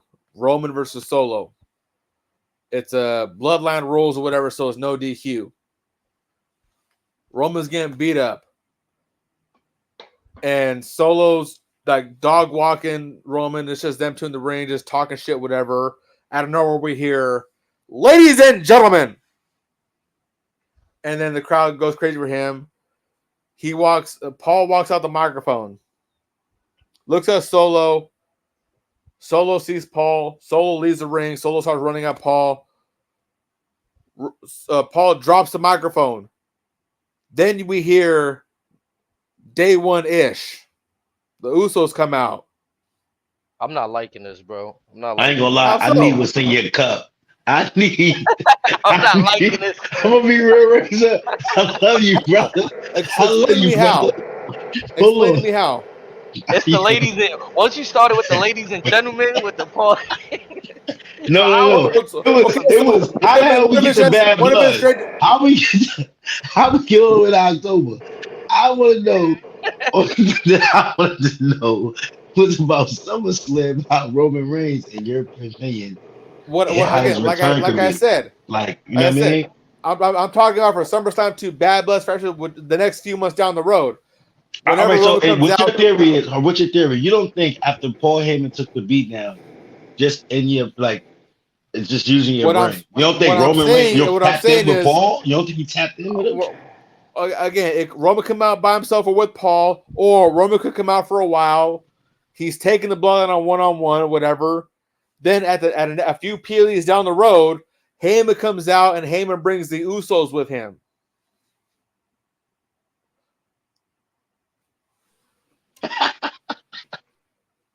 How? My nigga. Down the road, I could see that. I thought you was SummerSlam talking about Paul Heyman. No, I'm talking about no. It starts with Roman coming out at SummerSlam. Solo basically tells Roman, "I get you when I'm good and ready. I work on my time, not yours." Right. And then maybe Survivor Series, maybe Berlin, maybe even Rumble per se. Who knows? But we ultimately get to Heyman bringing out the Usos himself if he doesn't come with Roman right away. So we're not gonna build to the Usos be getting back together. We're just gonna just see them with Paul. Paul could be a part in that. I'm not gonna lie. Because remember, Roman Reigns is technically a free agent. I don't think there'll be much building. I think a simple apology, a simple like acknowledgement that I fucked up, get us far these days. Or like Jimmy getting his ass beat by this newly bloodline, and Jay's like, even though we had that static, you had to whip your ass. I ain't even apologized to you yet, but I could not sit in the back and watch them do that to you. There's no way I could. Or what? Like that's sense. Like if Jimmy was to come back at SummerSlam before Roman was your pop, and he's getting his ass whipped, and Jay came out to help him, would anybody be mad? Hell no, nigga. That's his brother. That's his twin. I can also see a weird world where Triple H pulls the Vince McMahon bullshit. And by that, I mean, what if they continue this Jay thirsting over Rhea for a minute, Jimmy's trying to tell him otherwise, and then we ultimately get the Usos linking up after fucking Jay's treated like a Sami Zayn in the Bloodline situation with the Judgment Day. If there's one thing I know about Triple H and them, as far as them being in Raw, they listen to the people. Right? But there's no way Rikishi's interview and him displeasing his discomfort with his son. He took that episode down. They're not, yeah, but I'm saying they're not about to keep pushing that out there with the game. No, but again, the crowd. That's like I said. They listen to the crowd. Sometimes the crowd got their head up their own asses. As long as Jay's have some catchy lines or whatever we're talking about, I'm trying to holler, I'm trying to see what's good with mommy. That crowd's gonna pop for it. But I ain't gonna lie. If you left it up to the crowd, they'll have the most foolish champions sometimes. Like, just off popularity and how they like. Did y'all think he was gonna take off? My thing is, if I did, but not as much as it did. I think if Jay and Rhea really finna do some shit and make it something for real, all this meet me at the Waffle House shit, we don't need that, bro. Like, we don't need that from Jay, bro. Okay, your brother and your maybe it's because I'm preconditioned to the old Vince bullshit that I fear this might happen. That could be a thing. Why? When Triple H and them is doing phenomenal, why would they go back in the Vince brain? That's his learning tree. Where did Triple? Yeah, he learned from him. There's other people in all. There's other people with him. And also remember, like he said, when they go to Netflix, all bets are off. The only thing, like, I don't want to get too much into that kind of concerns me to a degree. Vince was just dubbing a lot of Triple H's good ideas on purpose. Like, I truly believe Vince knew Triple H was cooking, but he didn't want to show that. Like, he wanted to put that on ice. Like, he knew he was cooking, bro. But if they're already blurring the lines with stories like with Drew and Seth per se, and even with Liv, Dom, and Rhea, the stuff that they do with Jey Uso and Rhea, that's right up their alley. So again, I can see a world in where they go down that Vince road because they already got the Netflix bag. And then this is the first time we see Triple H really in charge of the main rosters, like both. And this is like his first big deal. Yeah, like when he was in charge of NXT, it's not like they was like, yeah, they had a lot of trajectory going up, but a lot of people were still watching Raw and SmackDown under Vince's tutelage more than the NXT. Actually, it's the other way around at that time. So you telling me NXT was pulling more numbers than the Raw and SmackDown? That's hard to believe. During the pay-per-views, yeah, and PLEs, yeah. Especially during the Roman era when Vince in the Fiend era, like No, that's still Vince no. time. What I'm saying is when NXT was at its best, was the main roster at its worst. I could see that. Because yeah, there's a whole big time period. But like what, 10 There was a years? time where folks were watching NXT more than Raw and SmackDown. Nah, we gotta look the numbers up though. I still feel like that's hard to believe, bro. Like you telling me NXT on the Tuesday There was a period of time where Vince McMahon actually openly admitted to tarping down half the venue that they couldn't sell out instead of Tony Khan leaving them seats open. I remember that. And that was the time where NXT was white hot. Like that. I went to a Raw like that and seen the whole section blacked off. I remember that.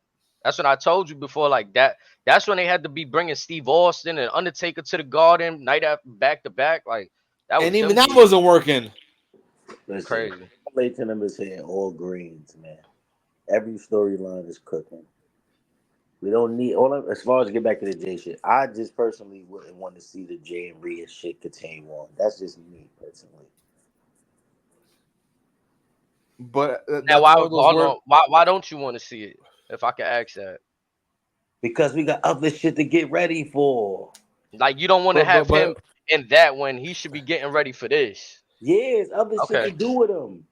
Yeah, and that ties into my fear that. Get that we got the Thomas and the brothers. Like I thought we wanted to see that. Like was it a mistake to just take him away completely, or y'all needed a baby? Yes. That bad? Yeah. Cause I think people was on board with it. Give him the singles run. Keep like, oh yeah. Well, again, the Yeet stuff. You got it. He had it. The Yeet stuff is lightning ball. Yeah, we get that. But again, like that ties into my fear of what Snake was saying. If you let the shit with Rhea ride out too long, and if this is how you bring Jimmy back in. Triple H, you on that Vince McMahon bullshit, bro? No, I think Triple H is that cannot be the reason you bring Jimmy back into this. If y'all think Jimmy and him ain't coming back for no other reason than the Bloodline story, y'all is wilding, bro. No, I think I'm saying that better not be one of the catalysts or one of the main reasons behind it. That better not be it. I feel like the whole Jay Rhea shit. Like, it make a little, like, they threw that out there because Dom and Liv is woo-de-woo, so they give Rhea somebody to play with to get back at Dom. But, like, this Rhea and Liv shit is, SummerSlam is here. Like, they finna get it on. Like, I don't feel like you have to. Hit me out. But this is where I feel like they missed the ball for a few reasons, Snakes. Remember I said at the King of the Ring, they could have had Jay versus Tama, right? At the finale, and Tama win. Remember I said that, but then hold on, let me cook. That winner faces the respective champion at SummerSlam, right? Like Solo is supposed to be Cody right now, right? I said this. Tama could have gave him the King of the Ring, like the right to fight for that champ. I said that. So you would have had even back then starting up the Jay back with the Bloodline, even having both of them in the Money in the Bank match when they had. I think it was Tama Tonga in that qualifying match with Randy Orton and Carmelo Hayes. You had a chance to put him in the match and further to like get some seeds planted in there. You know what I'm saying? So with the Jay, I don't know what they really got in mind with him, but they had a few chances to. I feel like it's right there. Like it's literally right there. It is. Jimmy comes back. Like he's going to save his brother. Like he's going to save Jimmy. Like Jay's going to help his brother, bro. Whenever Jimmy come back and he gets pummeled by this new bloodline, Jay is going to be implemented. I'm just saying it better not have nothing to do with Judgment Day. Come with him. And his ass can stay back too. Huh? Sammy can stay back too. No, I don't want him in this either. I mean, we're going to even the odds because if Hikuleo coming, they 5 deep. Like, you feel me? They 5 strong, man. That's all I'm saying. We're going to even the numbers out. But War Games, right? Survivor Series. So what? Roman got a call on his nemesis Brock Lesnar for help? Because that's like. But again, you still potentially have Lance. You potentially have Zilla as well. Seth Rollins, you need the Cody Rhodes. Yeah, you Again, need to help I guess with your chemistry. honestly, to be real, I can see Cody and Punk long before I can see everybody else. In this stage right Realistically, now, immediately, yeah, realistically, but he got options. There's options on the table. I can see the Usos, Roman, Cody, and Punk versus the Bloodline. Man, if I could have it my way, man, what if it was a War Games of fucking like Jay? If Jay wasn't implemented yet, like y'all saying, this Jimmy, what is it? 5-on-5, right? Usually, yeah.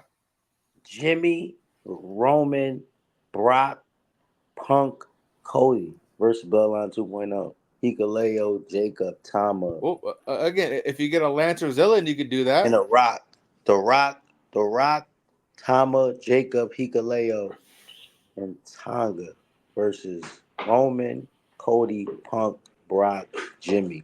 That's crazy. Like I said, there's still time to incorporate Lance on Hawaii. There's still time to incorporate a Zillify too, potentially. There's still time for that if you want to go that route. If you're talking like with the Hikuleo, like Hikuleo has footage from 2-3 years ago putting in work. Like Zilla low key just coming on the scene. Zilla is on his run of like putting in the pain, putting in the dirty work. He's not coming right now. That's not. He does not have a 2-3 year library. It's one of those, the stuff he's done in the past is just one spot here, one spot there. Only his last year with Japan is when he actually started to get actual legitimate reps. So he essentially has 1 year on his belt. No different than Zilla. The difference is we've seen Zilla just from the jump like that. Hikuleo, he's been step by step in it.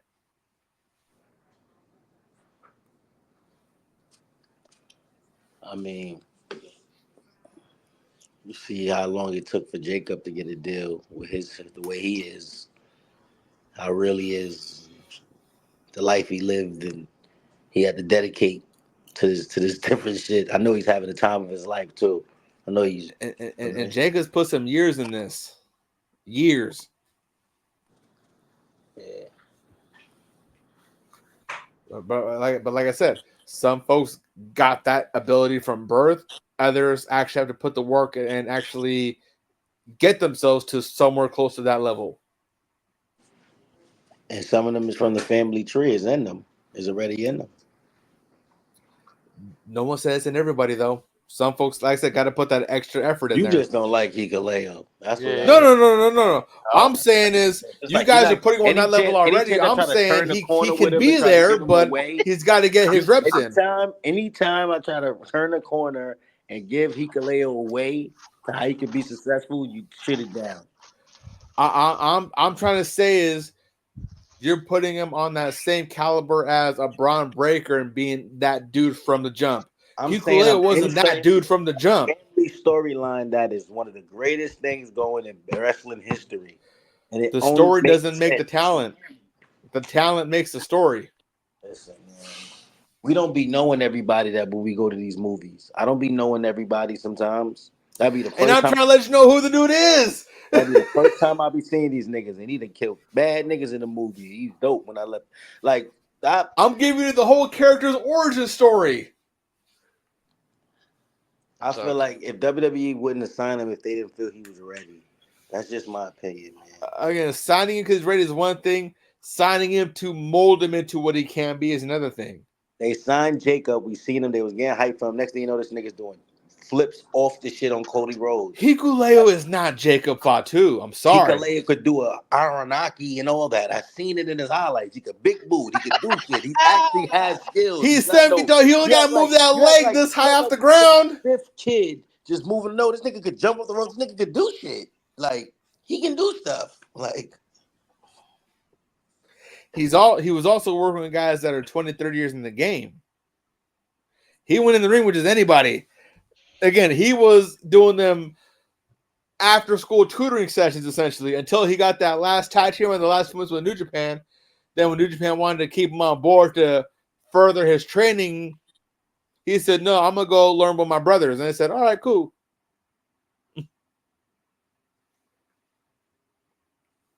Again, he can be there, but he's not already on that level that you guys might think he is. That they're gonna put him on. This man has went toe to toe with Jay White. Everybody, like, this man has went toe to toe with some of the best in the world. So like, And Jay White was the he's not teacher. ready? Hikuleo is the student. Okay, but how did he do in that match against Jay White? It was a 2-minute squash match.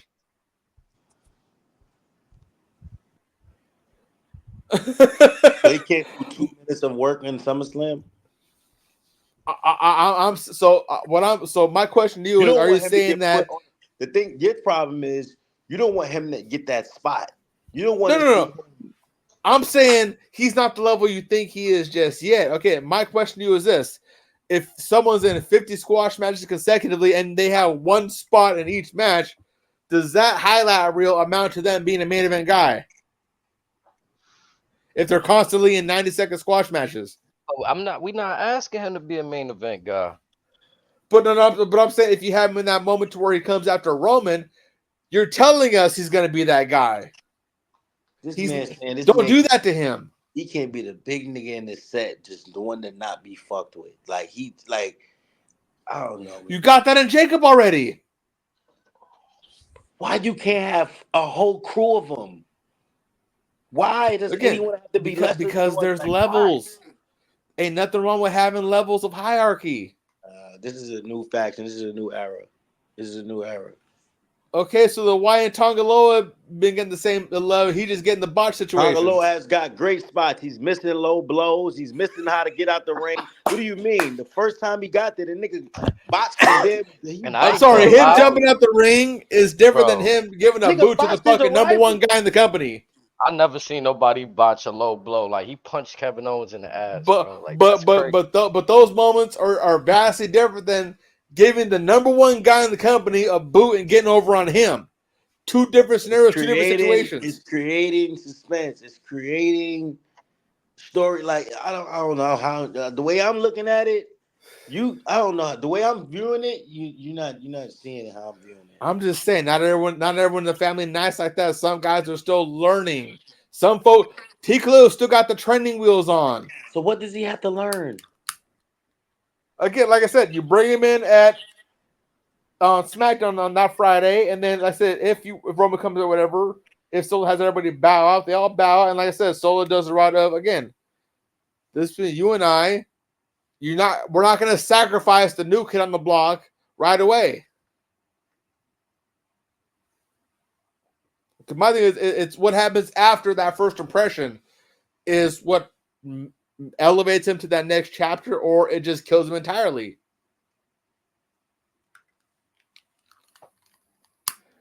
And again, this is somewhat similar to the Y6 situation. You treat it very delicately and carefully, otherwise, because again, if you make one wrong step, there's no coming back from that step.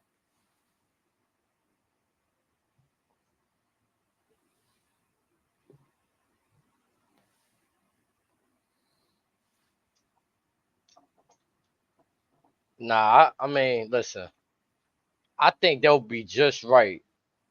Especially having Jacob there already. Like you said, he's the most dominant, you know what I'm saying? With all due respect to all of them, what they got going on. But he changed the game for them. Let's just be clear. You know what I'm saying? I also said he is the most gifted in the family. So the most gifted. Once again, that's what I'm saying. We're not looking at Hikuleo to come through and be like, oh, he needs to go past that standard. I mean, at least I'm not. HD, let me just throw this out there. We talking about grind work. This man since 2016, has been all over putting in the work. He has it. Go look it up. You could go YouTube this guy's work. Like from 2016 to 2019. This man has This man has all type of finishers, gunslingers. This man does mad stuff. That's all I'm saying. The way you making him seem like he's a goddamn amateur, like he just started wrestling last week. That's how you made me feel about it. I'm saying he's he's ready. Like he's ready. No. He started training. He started training 2016 with Japan. They had him in the Young Lion camp for 3 years. He wasn't doing shit. In the most Young Lion matches, you're there just to fluff the main guy up. You ain't doing shit. You taking the loss. You get one move, that's it. I did my research. This kid is more than ready, Razor. You tripping, man. Come on, man. And look at what the people are saying. You like to just put the pulse of the people. Look at what the people are saying in the comments. They're thirsting for him to join this shit. They're thirsting for him to join the bloodline. They want to see Hikuleo in it. They're asking for it. Joining the bloodline is one Just started thing. wrestling last Tuesday. Why people want him to join the bloodline? And Joining the the tallest bloodline member is- to date. Joining the bloodline is one thing. Putting him in a spot to where you were having him go over the number one guy in the company He's It's not not is going an going over. entirely It different came by thing. He's not going surprise. over. Roman got caught by surprise. If Got he caught slipping comes by in after surprise. Roman in that main event spot of SummerSlam, puts the pause on him, he's gone over on the number one guy in the company. You were By putting him on that surprise. Brock Roman didn't Lesnar see him pedestal coming. right then and there. Not face to face yet. Roman didn't see him. He got caught off guard. Even if he gets snaked, you were putting him on that Brock Lesnar pedestal right away. Nah. Man, I don't know, man. I'm trying to create cinema. We don't got You time don't for put this. you don't You want put the Hikuleo to be stunt the double NXT in the main champion scene with of the Trick Williams and clip. them. Like, we don't got time for that, bro. To be over there with Eaton and Page and them. Come on, man. We ain't bringing him here for that, bro. We Yo, is y'all not be over bringing here Hikuleo from crying, Japan bro. to come run through NXT roster. If you believe that, you are mistaken. Solo spent time in NXT. Did he not? That's different, man. Like I was, and look No, how much it's time. not. The nigga No, it's took not. two bathroom breaks. Like it was done. Was Solo that guy when he first got to WWE? Realistically, What he look like now? was Solo that guy when he first got to Look like now. WWE? We literally watched he him looks grow. like We now. That guy when he literally first got to watched Solo grow in WWE. front of our eyes. Answer the question, please. We watched Solo grow in front of our eyes. That's what's beautiful about Solo's progression. He came and looked nothing and not ready. And look at him now, the tribal leader. Like, what do you mean? HD was Solo Sikoa, the street champion, that guy NXT when he first got there. Nah, he had to fight for that. He was getting. Hikuleo got to do the same thing because he's got no more experience than Solo Sikoa. So again, the time in NXT wouldn't be the end of the world for him. Hikuleo will be that dude, but again, you don't rush a coal to turn into a diamond. Hikuleo didn't have the exposure for Jacob Fatu. He don't got the experience of Tongaloa and Tama Tonga. How you don't have the experience? This man been wrestling since 2016. He started training in 2016. In Japan, they don't put you on TV until they tell you're ready. And he went on TV until the second half of the fucking pandemic. Yo. He wasn't doing shit really.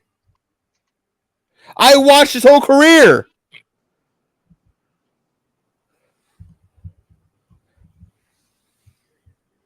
Again, he can be there, but again, let him work at his own pace.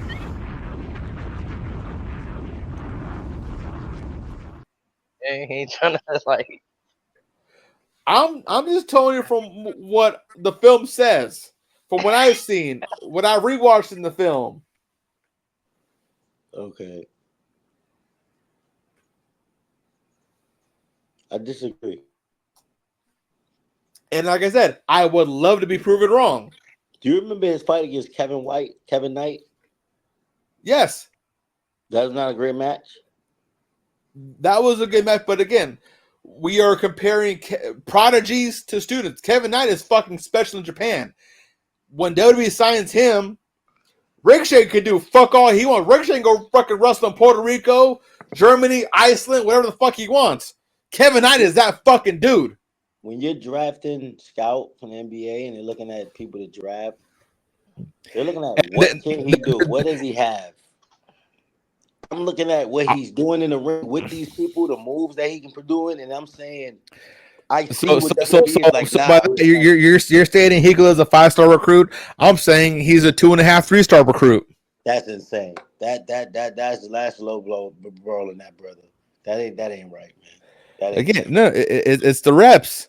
It's the reps.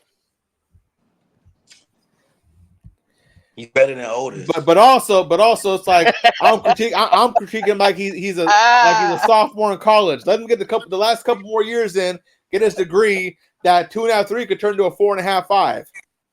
He's better than Cesaro. Cesaro been in the game like 15 years.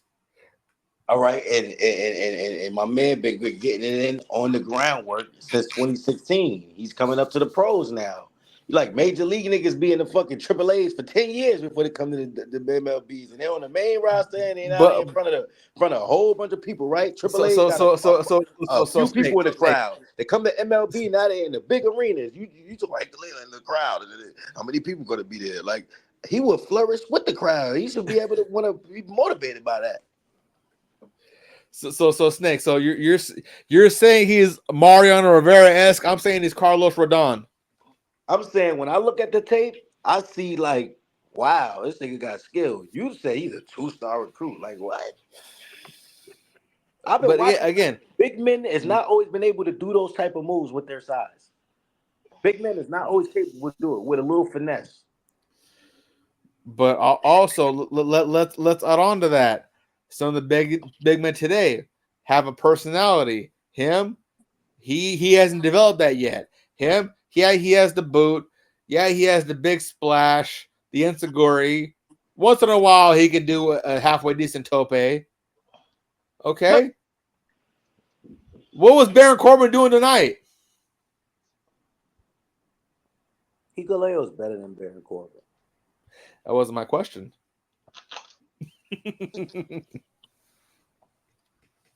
Nah, I might have stepped over too much with that one. My bad, Baron. I might be, my bad. My bad. Okay, have you seen Ivar with the Viking Raiders? What he can do? Oh yeah, as a solo competitor, yeah, he's great. He's great. Yeah. Again, kind of out the way he's been at. But I'm just saying, you got guys that are bigger than him that can do the same thing that he's doing. It's just again, Hikuleo, he's bloodline. The story doesn't make the talent. How the story doesn't make the talent, and they gotta fit. These are the people that fit. They do. Oh, okay, so what if they randomly throw in Naomi in the bloodline, or what if they randomly throw in Ava Raine in the bloodline? How would they throw Just Naomi in it? Why? She was married to Jay. Jay went with them. Their family. That's what you're telling me. Their family. Therefore they're in. There was a moment where they could bring them together. I'm sure they would, but there's nothing going on for them for it to go that way. Thank you. There's a spot for them to make Hikuleo a star. You don't want to see it. I'm just saying, like I said, there's a pecking order. You feel like if he peed on Roman, people are going to expect so much from the kid, and he's not ready. Like, what do you mean? You're telling us he's that dude already. The kid film. He look all right. Okay, so let me give you a little scenario situation. All right. Say Brock Lesnar is the current champion. Okay. Out of the blue, Javon Evans beats him for the title.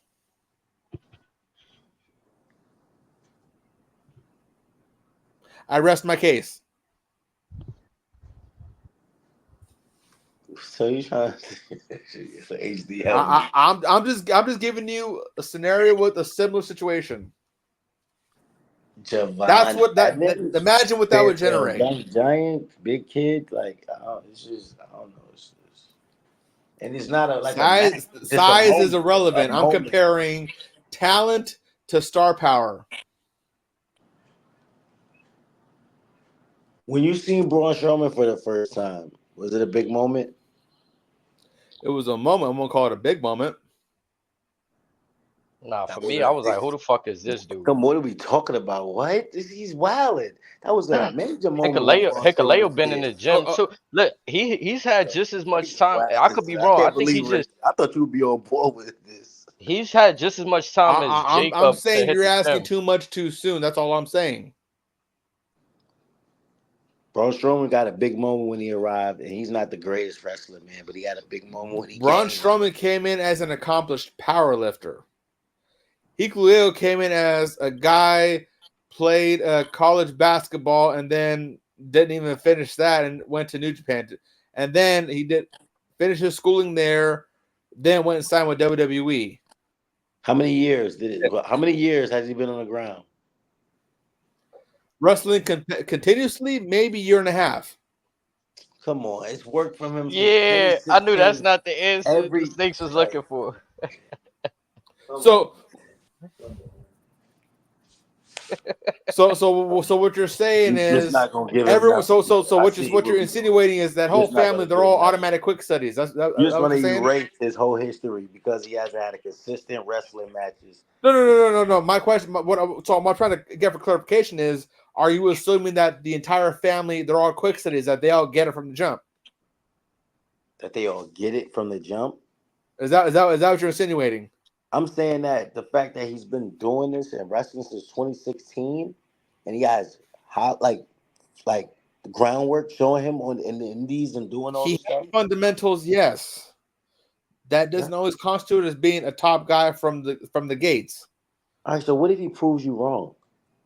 Again, like I said, I would love to be proven wrong. It seems like you just don't like him. No, again, I was a fan of his work. Again, loved his work with God, with El Phantasmo, with their tag team run going into Wrestle Kingdom. I thought it was strange that they lost the belt so quickly at Wrestle Kingdom. But again, I didn't think he would go to WWE this soon. How would he go real fair in that GW tournament you were talking about? What? Remember that tournament you were talking about with all the great With the G1? Yeah. Yeah, he didn't do shit in the G1. He won maybe 2 matches. When was that? Last year. Again, you have 2 victories and you lose 7 of them in a tournament. Round robin tournament. You were one of the first guys eliminated in the tournament. I don't know, man. Again, like I said, he's not there yet. I'm not saying he can't be there.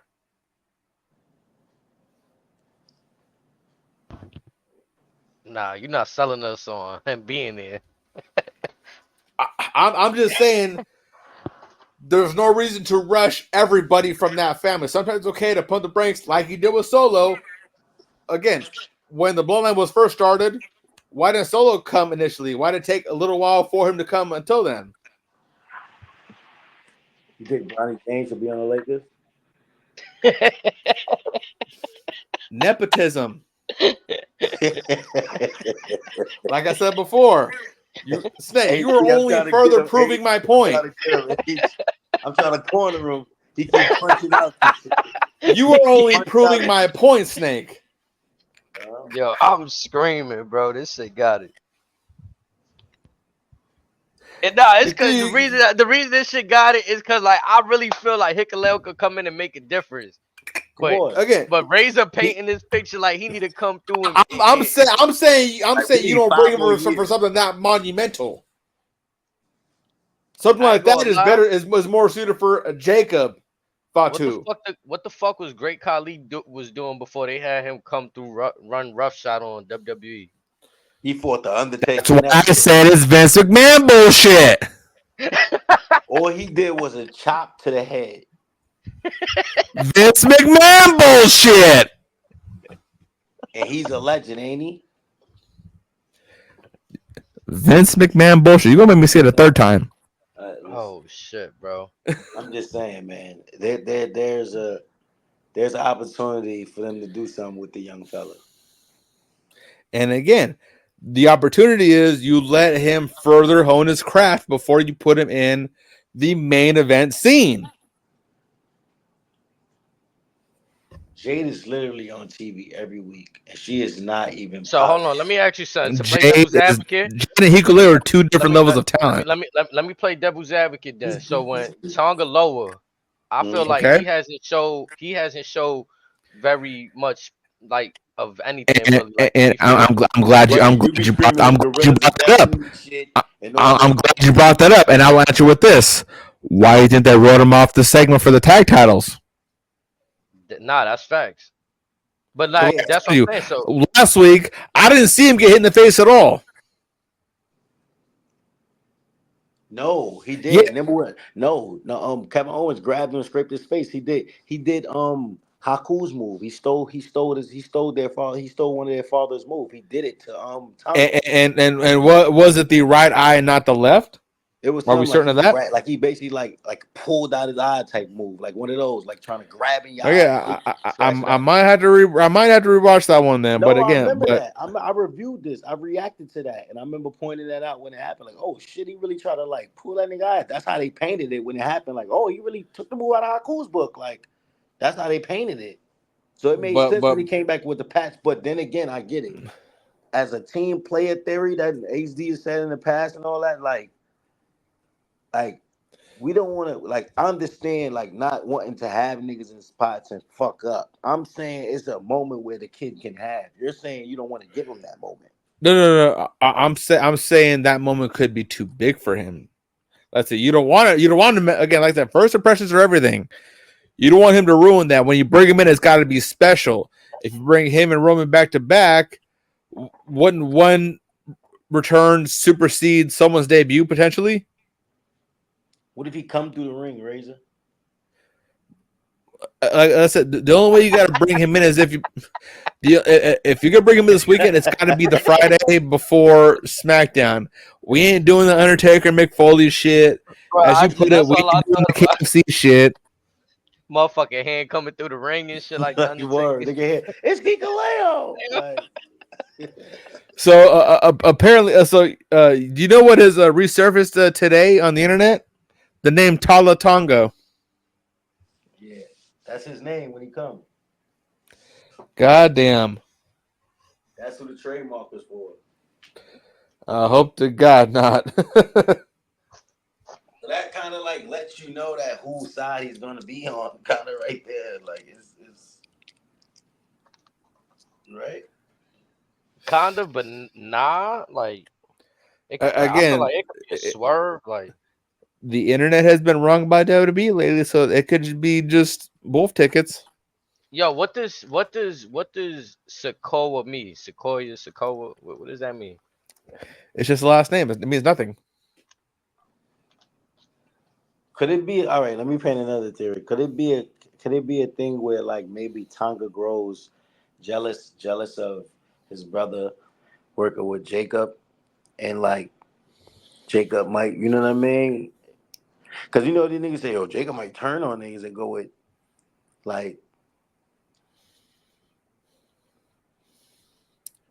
Again, further down the road, I can see a world in which all three sons of Haku gang up on Jacob, but again, that's down the road. But we do fuck with Tonga just being outside, just chill vibe, right? Like he's good on that role, right? Yeah, but my initial point was much like with the Hikuleo. Again, Tongalo's been there before. He's had a couple moments. Still somewhat fun. He hasn't quite adapted as quickly as Tama Tonga has and as quick as Jacob has. Therefore, we can't guarantee Hikuleo is going to adjust just as quickly. What if we get none of that and we just get Solo and the Bloodline winning on SmackDown, and now the Bloodline and Ty got the whole gold. They got the heavyweight. They don't have the United States, but they got the heavyweight. They got the tag team. And he keep on poking the bear, which is Roman Reigns. You on mute, Razor.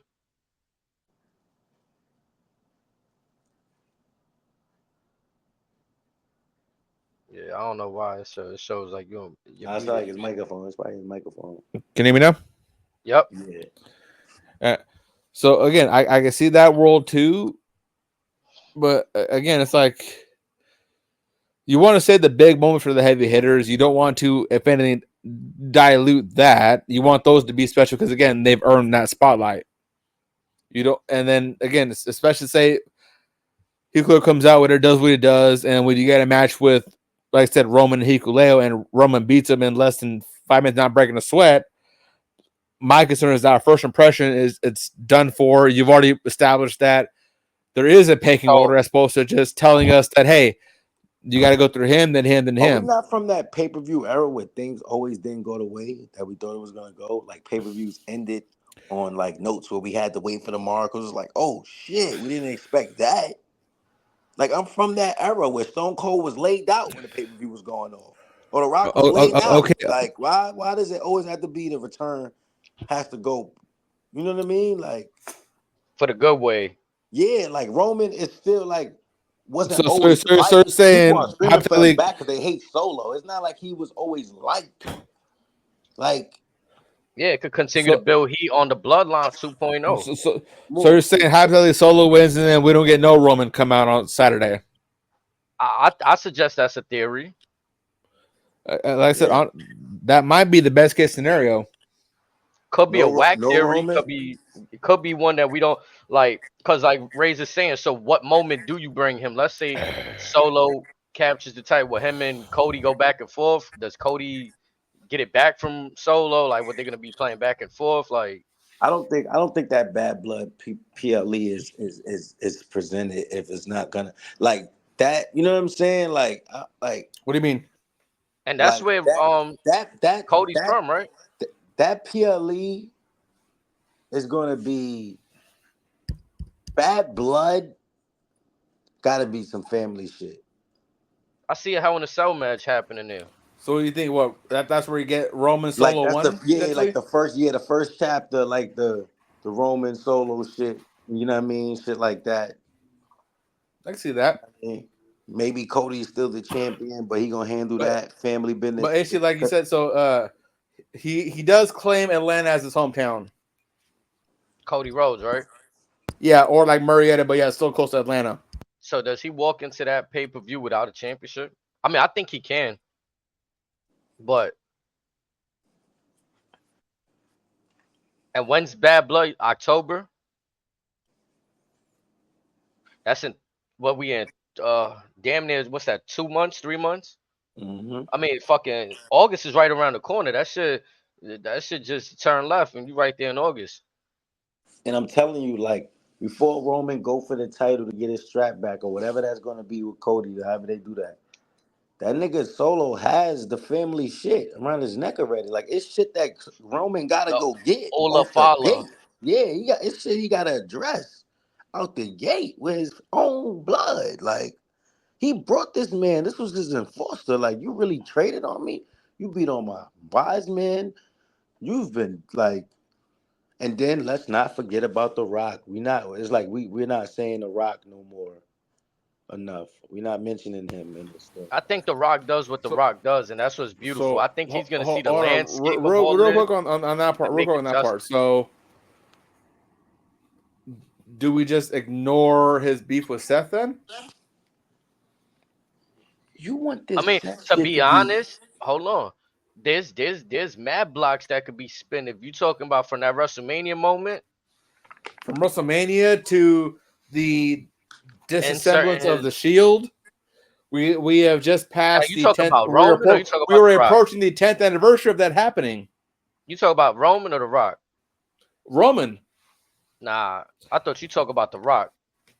No, I'm talking about at what point, either this year or next year, do we get to Roman versus Seth? Because again, we are approaching the 10-year anniversary of the Shield breaking up.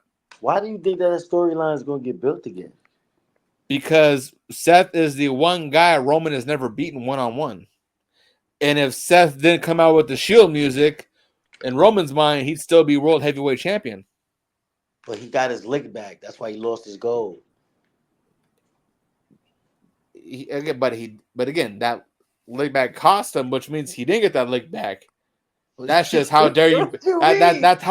That's how dare you play that music in front of me again. I got business to take care of. That shit was instant karma right there. That shit wasn't even like, that shit was just boop boop. Like, But then he got to blame himself and take accountability for that. And that's why Paul Heyman came out and said that when they was doing them promotions early on. We're taking accountability. Roman has stated Paul's words before. Remember, day one morning, Roman Reigns tweet video. We don't know if his mindset is he looked at over everything and he understand why things happen. He went back to the past. Seth is his brother. We don't know that. Why do he still have to be in that? I got rage for Seth. I'm just saying we want Roman right now. I'm just saying we can't put that to bed just yet. That's all I'm saying. I think, like I stated, not now. Roman was too calculated with this whole bloodline when he wanted, like, he just wanted championships and family success. He ain't care about no other superstars, none of that. Like, but here's the thing though, like, Seth played the Shield music. Anytime he hears that music, that man just sees red. Nothing else matters. Yeah, because when he wrestled Seth Rollins for his championship, Roman technically lost by disqualification. Yeah, but it's a matter of being taunted, like out of sight, out of mind, though. Like he don't be really. Everybody's got that Achilles heel. There was mad people that stepped in Roman's business at WrestleMania, bro. Not just Seth Rollins, bro. John Cena's got his talk coming up. He stepped his nose in it. And then no funny shit, knowing what we know. It don't gotta be Seth. Like not the pill back saying is the magic, but like, come on, bro. They could have reached with that moment. Like Roman can't end this. You make it like Roman cannot end his career unless he gets his win on Seth. Like, come on. No. What I'm saying is, again, the reason why Roman still holds his grudge over Seth is because, again, one, he's never beaten him, and two, the two times that Seth has gotten in his head the most is when he's played the Shield music. In Roman's mind, that's never going to go to bed because Seth is always going to have that in his back pocket. So he's going to go back to being a heel again. I'm saying Seth will probably be the heel because we're slowly seeing that happen because I've noticed that Seth has brought back the logo from his Architect days when he was an absolute prick. I'm almost in that cup. I told you in that cup, some 100 proof whiskey. My boy talking that talk today, boy, I tell you. Okay, it's been a long week. I've been paying attention to everything. And again, I'm just saying, this is one of those stories where it may not happen now or next year or whatever, but we cannot put this to bed just yet. Because like I said, in Roman's mind, if Seth never had the audacity to play that music, he would still be champion. I think the family shit to me though matters. Like family, when you put in family, I don't know, everybody look at shit differently, but like family is more like, okay, you know what I'm saying? To me, it's more. Not all the family is on SmackDown. How do we get the family back together? Some of them on Raw. We've seen this Seth Rollins is also on Raw, ironically. We've seen this year the brands be shared. We've seen that. It's not like it's something that can't happen. You know what I'm saying? Like, okay, so say Solo beats Roman round 1. Roman is banished to Raw. That could be something. Therefore, we may have to wait for the Rumble or something like that for Roman to get his hands on Solo. That could be a possibility. If we keeping it real, was Roman ever drafted? No, he's a free agent. Exactly. So he could do whatever the fuck he want. But that's what I'm saying. Say when him and Solo run round 1 and Solo wins on some bullshit, Solo could tell him, you have been banished to Monday Night Raw. You are not allowed on SmackDown. Therefore, Roman's next option would be what? The Royal Rumble. Maybe Money in the Bank. Elimination Chamber.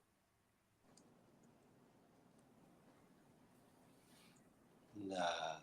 That shit around Solo. Because Roman ain't winning round 1. I can promise you that. That shit around Solo neck. He need that. But you think Solo's gonna win round 1? You said what? You said you actually. So you're saying Solo Sikoa is gonna lose round 1 to Roman? Yeah. Might be a no contest. I say Solo wins either dirty as hell or definitively, depending on the stipulation. Dirty as hell. Yeah, got but it. Again, if it's gonna be a no DQ style, it's gonna be definitive. Bro, when Roman come back, that nigga. Especially if Roman come back jacked, like if he come back looking in better shape, Solo, he left. Like Solo is most definitely not losing his spot at the head of the table, especially with who he's got recruited already. If Roman take out Jacob, Solo gonna see fucking like God. Like I'm telling you, like niggas. But I'm saying it'll take him, Jimmy, and Jay to take out Jacob that first time. They're not there. Trust me, they are not wasting Jacob Fatu to a one-on-one. I guarantee you that. Wait, so let me ask you a question now. So you okay with Jacob being put on that Rock Roman level? I'm saying Jacob Fatu gonna get that Gunter type streak, or something pretty damn close. He already. I'm just saying, Hikuleo can't come and get a moment, but Jacob can come in and put in right on this So level. fucking Luli he can. Nah, there is levels. Nah, he can get Rocking him level. He's on that level, Jacob. I'm putting Jacob on the Brock Lesnar level, on the Gunter What? level. Undertaker's 16, 17, 20 and 0 record. Brock Lesnar WrestleMania level? Shawn Michaels level. I'm putting Jacob on that fucking level right goddamn now. Y'all crazy. All right. Y'all crazy. All right. I'm not doing that to Brock. There's nothing better than 2016 Brock on this earth. I need to go find that clip. Niggas got that man fucked up and forget that man's run. There is nothing. What does Jacob do more than Brock? A damn somersault? Like, come on, man. Come on, man. Come on, man. Come on, man. Come on, man. Come on. And I love Jacob, but y'all gonna make me really critique now. Okay. Not act like the man is just so goddamn flawed. Like the nigga's a monster, but come on. Watch anything involving him in the MLW World Title. He can still learn a little. He can still learn a little. Like you act like Hikuleo can learn. Like Jacob still learns some shit. Like, come on. Okay. Again, I would love to be proven wrong. I welcome it. He jumped into the damn turnbuckle, and then when he missed the splash and he jumped into the damn turnbuckle. Like, come on, man. He still have learned. Like, come on, man. Everything ain't the greatest. Okay.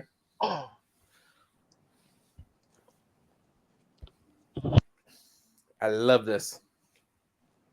So I'm just gonna bring it back to this. HD, do you think Hikuleo could come to WWE and have an impact?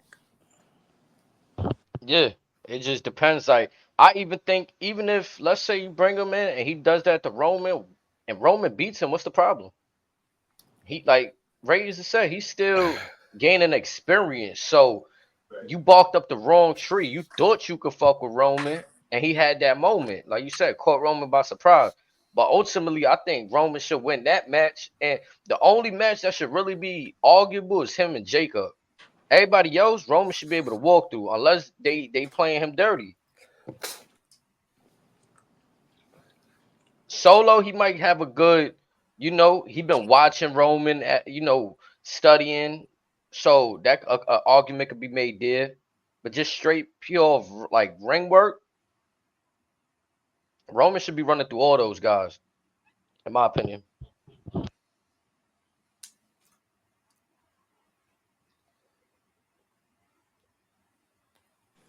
And y'all don't expect Roman to have a certain like you say, been working out with certain people. Like he's gonna come back a savage. But and not That to he will. disrespect the young talent, but like we was just talking about, Razor, wrestling prime is like 40, like that 35 to 40s, right? Like even like that 30, whatever. So like right now, The Rock is helping Roman cement his legacy. We worried about everybody else. The real, like Snake's been said at the end when he was telling us about, y'all was happy about Cody, but it was really the story been The Rock and Roman. Okay. So, what using that side as an example, actually, let me ask you this: What if AEW allowed a Lee Moriarty to go 60 minutes with Swerve out the blue? Lee Moriarty just became the ROH champion tonight. Yeah, but it's fucking Wheeler. It's fucking Wheeler. Are we serious about this? In Tony's world, we may see that very soon. I'm speaking as far on behalf of the hardcore audience with how Moriarty's been perceived over the years on mainstream television. out the blue, whatever, has a one-on-one match, not even an eliminator, a one-on-one match with Swerve. 60 minutes. He beats Swerve. Nah, but I understand the comparisons you making, but like Snake said, it's family shit.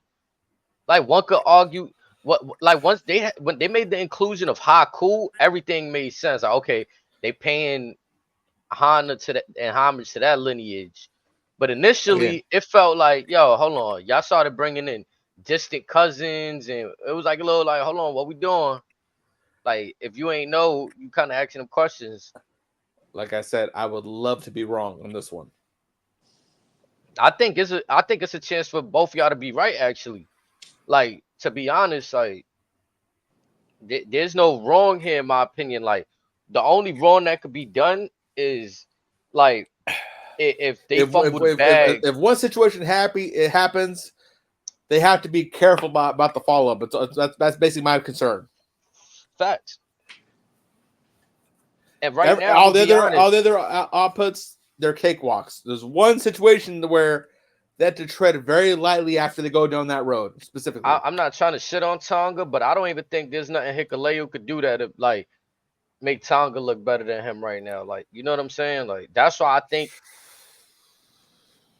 it's easy to place Hikuleo in that moment. Tama Tonga's dropkick on par with Randy Orton's. No, Tonga lower. Let's not act like Solo was an 0-42 at some moment. Like, and now he's getting the number one, like getting a shot at Cody. Like this whole like again, I get it. The win loss record doesn't matter. But what I'm saying is, like, if when the Bloodline started, my comparison is why does Solo have to still be on NXT for a few months instead of bringing him up from the jump? What warrants Hikuleo that acceleration route? The Bloodline story wasn't as sizzle that it is right now.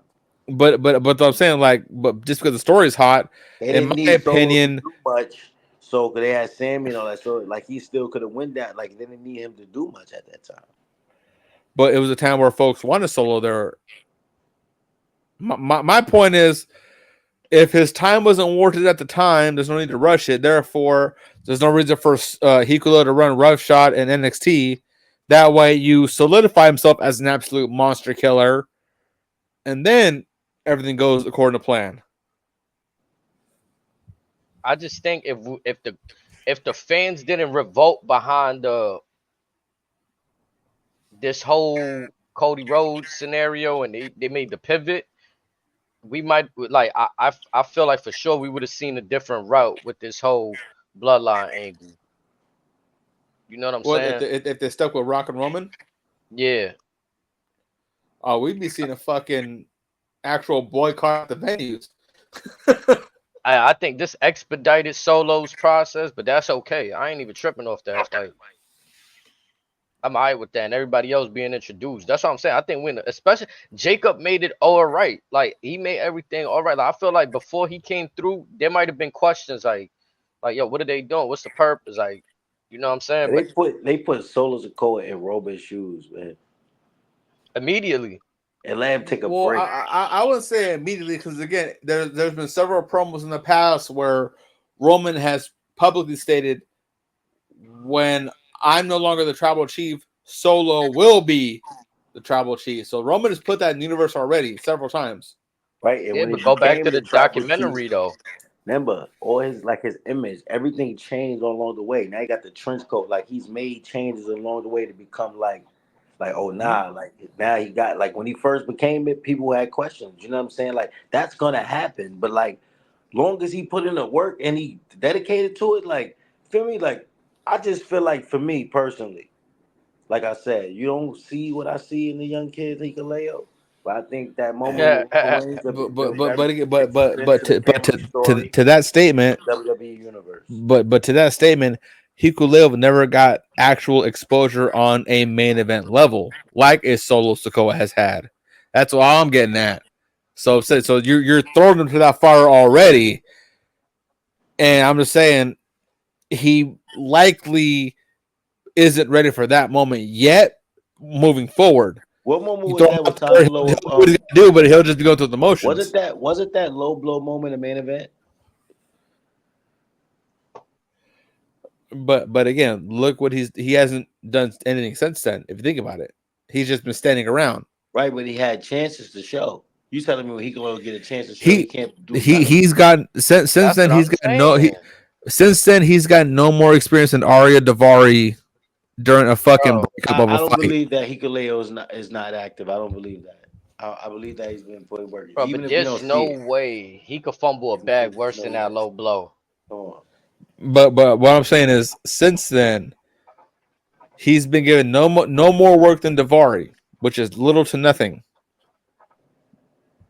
They notice mistakes. They probably tell him, "Hey, we thought you gotten better. We're gonna have you do this. We're gonna write you off of this. Let's get you back in the lab." I'm saying with Hikuleo, they see he's still figuring this and this out. Though they could give him like I said, they could have been giving him the Jade treatment, but Jade was given somewhat of a main event role with her undefeated streak on AEW when they brought her on. Hikuleo, he'd had a couple openers, maybe an intermission match with the tag titles, which is at the time was probably the third or fourth number title on the New Japan roster. He was still considered at best a mid-card guy. So to throw him in a spot where he's immediately on a level of a Jacob or a Roman is insane, and you're asking too much of him. Let's break him in. Like I said, when Solo came into NXT, he had a shot at a North America title, did that, dropped that, went to the main roster. Why not let Hikuleo do that, or let Hikuleo have the NXT title? I don't want to see Jacob Minogue at NXT. I want to see them down there. Like what? They're gonna kill everybody. But again, if you have Hikuleo as NXT champion, there's your gateway right there. The bloodline runs everything. The bloodline is everything. Let's skip that process, and when y'all see him, y'all feel like he did all that already. But again, the number 2 belt is one thing. The number 1 belt is another thing. Hikuleo gets that. Solo can say, "Yeah, I brought that here." Again, Solo on his he's on his Suge 9 stuff. He brought in the Gorillas of Destiny, brought in the third son of Haku. Yeah, the girls are working on their shit, but guess what? I got the werewolf. I got Jacob. I got the guy the family tried to kick out. He back in the family now. I did this. I run everything. I decide who holds gold in this family and who holds gold where.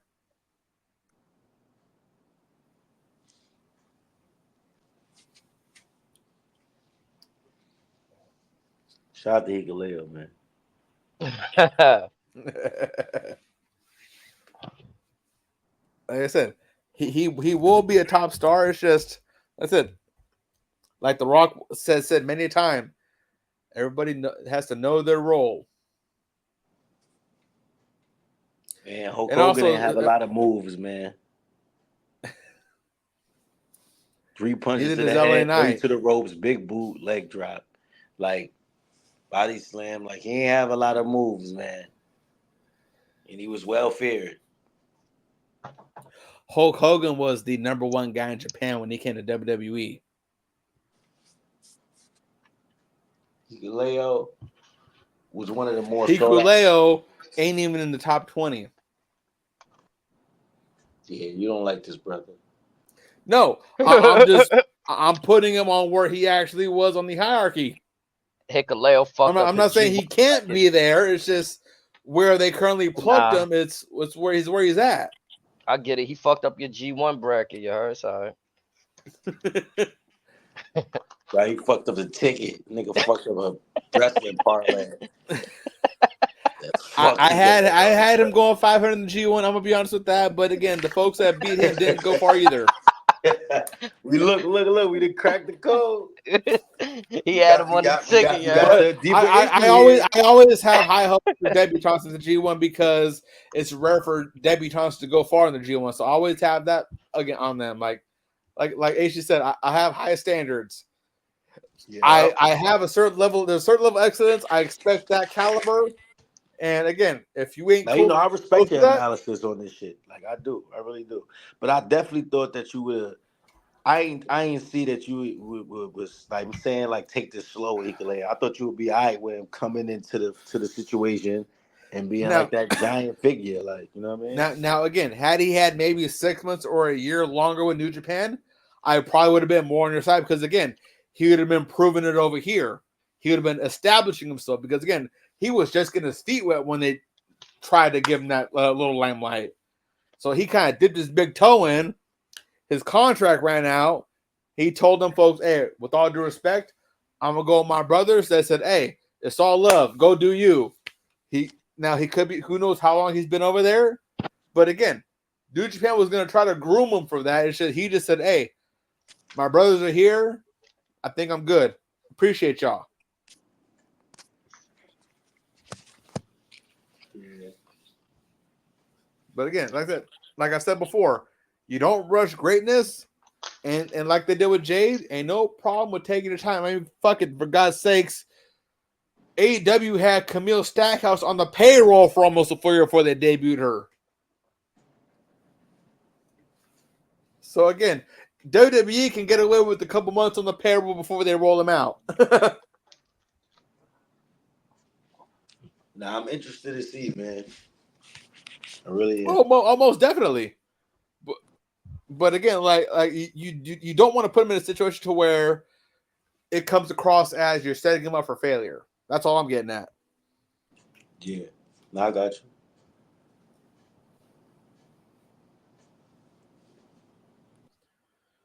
Future SmackDown Tag Champion, a little quiet over there.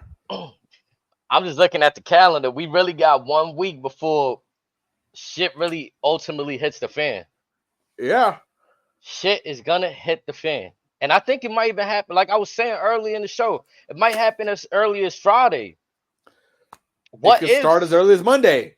What if the Bloodline doesn't win the tag champs and we see an interference from Jimmy on some troll shit?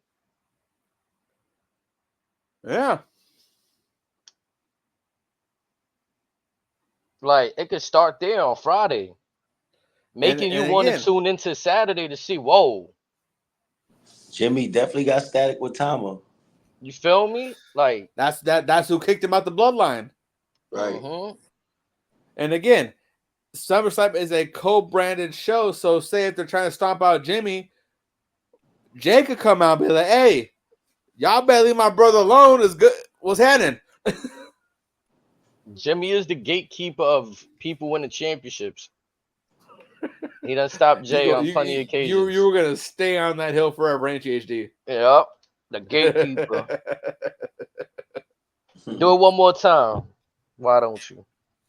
Or attempt at least, a failed attempt, just to throw in suspicion. Like, whoa, hold on, these guys actually may not be able to handle this version of the Bloodline, right? Like, because realistically, like, if you say Jimmy goes out there by himself, aside from being a distraction, like, I don't expect him to wash Tama Tonga and Jacob by himself. Oh, you still have KO and Randy potentially too. That'd be something. Because again, like I said, Jimmy could come out and then potentially try to. They could do a backstage deal to where Jimmy tries to tell Jay, "Hey, I need my brother. Come on, let's ride." And then Jay has that.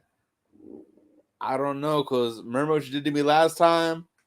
I don't know. I don't know. You did me dirty last time.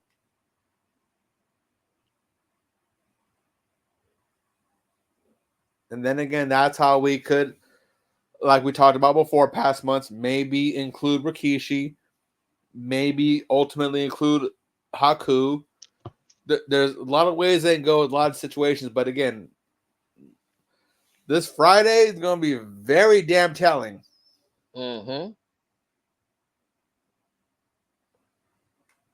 Hell, even Monday, even if for whatever reason they mention, oh yeah, and Jey Uso's gonna be on SmackDown this Friday. What? You know how we get those random, like, oh yeah, they just gonna be on the show. The internet's gonna be like this. They wouldn't have told us that Jimmy was cleared either. Like, you know what I mean? And Jay's Yeah, not really doing nothing SummerSlam weekend, right? Like Jay's not in the match. Right. Am I No. mistaken? Nope. Exactly. Think Nope. about that. He is not involved in a match. So wouldn't that be the perfect setup for like what about think about the pop of you, the fans being able to do it's just me, ooh, like saving Jimmy after getting punched on. Or instead You muted yourself, brother. That's that bullshit, Mike. Every time you about to say some shit. oh no. my wire was loose apparently. But anyways, what I was saying, instead of it's just me, Oos, we could hear day one ish potentially make a return. Yeah, Who I was knows? gonna say that. What do they do about their themes? Because they both got like themes saying fuck family, like Jimmy shit's like So again, we could see the return of day one ish. right. That'd be crazy. But that's there's a lot they can do that this week. And again, I'm here for it. I'm here for the most chaotic theories as possible. Whether I'm right or wrong, I'm gonna sit my ass down. I'm gonna get some popcorn. I'm gonna maybe a good steak or whatever, ice cold drink, and I'm gonna enjoy the show. That's a fact. That don't sound bad at all. Because at the end of the day, it's still more entertaining than the other show. You know what I mean? They don't need 4 hours to get a movie across. They can get it done in 2.5 to 3 whenever they want, to be honest. and folks will willingly rewatch it.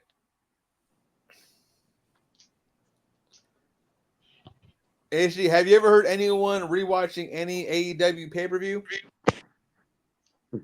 Nah, I mean, Have you heard anyone rewatch Wembley from last year?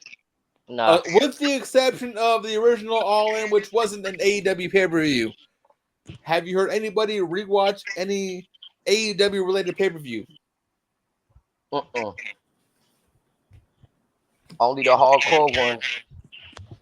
I didn't even hear that, to be honest. Crazy.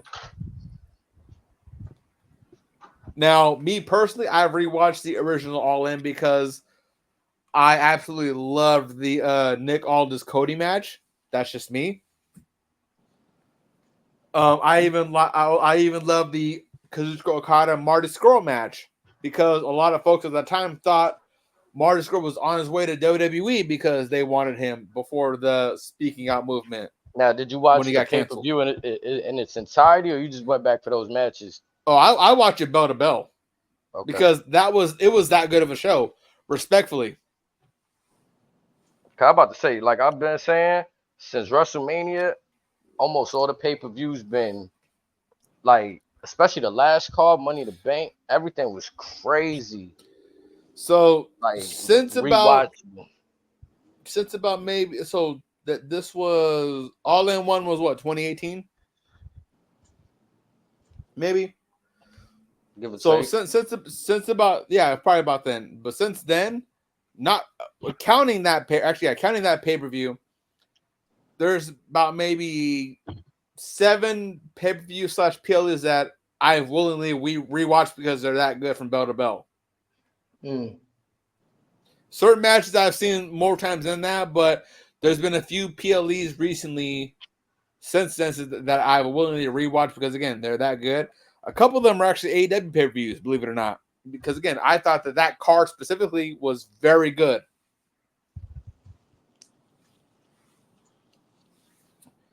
Now that card would probably be maybe the first Revolution they had. I think it was last year before last. I don't remember the year, but again, very strong card. Even though it was a 4-hour show, but again, a lot of them have been WWE cards. I've seen No Way Out 2004 probably about 8 times. I've rewatched WrestleMania 20 about 3 times, primarily because the triple threat we got at the end. I rewatched WrestleMania 19 because of the Brock Lesnar Kurt Angle match. I rewatched the WrestleMania, I forget what number it was, but the WrestleMania where it was called the End of an Era Triple H, Undertaker, Hell in the Cell with Shawn Michaels as a special guest referee. Hell, did you ever watch the Good Brothers PLEs or pay-per-views, the Taga Shoppa Manias? Nah. Again, get cross-faded as you physically can. Watch those shows. It will be the most entertaining 2 hours of your life. If you're cross-faded. If you're sober, some of it's pretty funny if you can understand the Good Brothers style of comedy, but if you're fucked up, you were in for a party. Bet that, yeah. I ain't never see those shits. Yeah, you got Chavo Guerrero versus Rocky Romero's gimmick of Chico, a luchador. You got in Talk Shop Mania 2, you got Johnny Nitro or Hennigan dying on some Mortal Kombat type shit in a match. Same with Ty Valkyrie. You got Enzo Amore cutting a promo in the first Talk Shop Mania. There is a certain match on Talk Shop Mania 1. And again, like I said, I say watch this intoxicated because of this match alone. There's a match that involves anywhere from 80 to 200 dildos. Nah. Do with that information what you may. I He saw said what I do it, saw.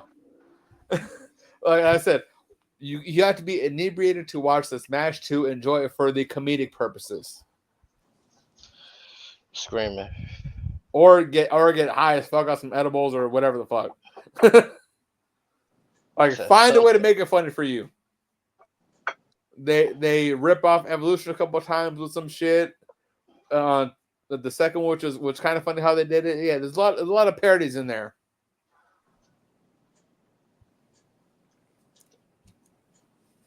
Yeah, you're gonna have to send me that shit because I know me and I will forget to search that shit up.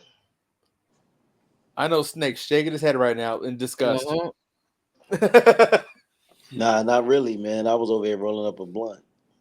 I was like, he probably just like this. Just, y'all got any? I signed up for this.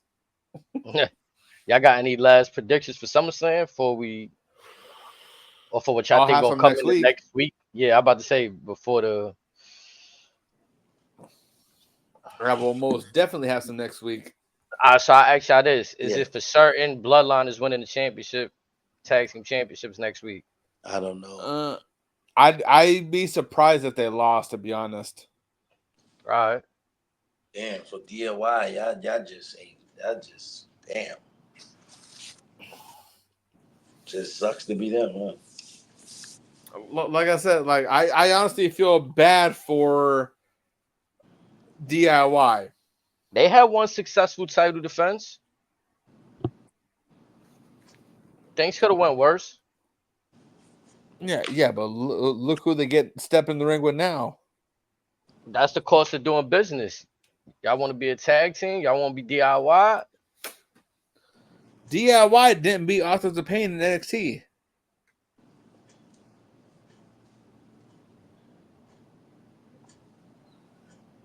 It's an uphill battle. Exactly. It's an uphill battle they face next week. It's hard to not see the Bloodline winning. Again, the only thing I can see is some interference, some distractions, but even then, I don't think it's enough. Unless we get some bullshit from Cody and Solo, and that's an interesting or whatever, but even then, that'd be a waste. Again, I don't see a world in which the Bloodline loses that match.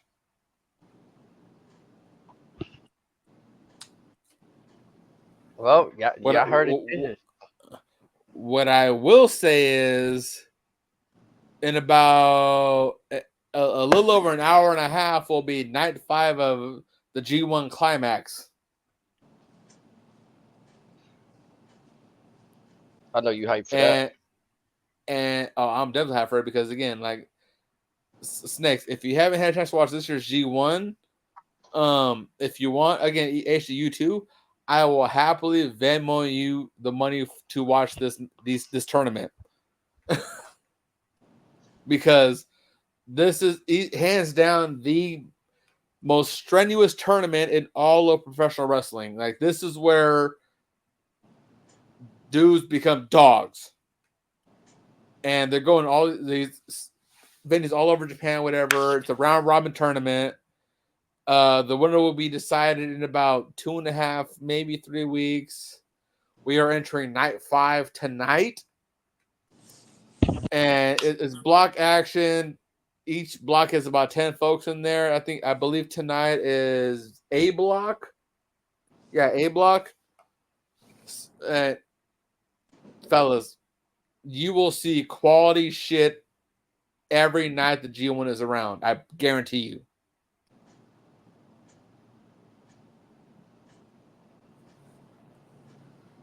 Snake don't feel convinced.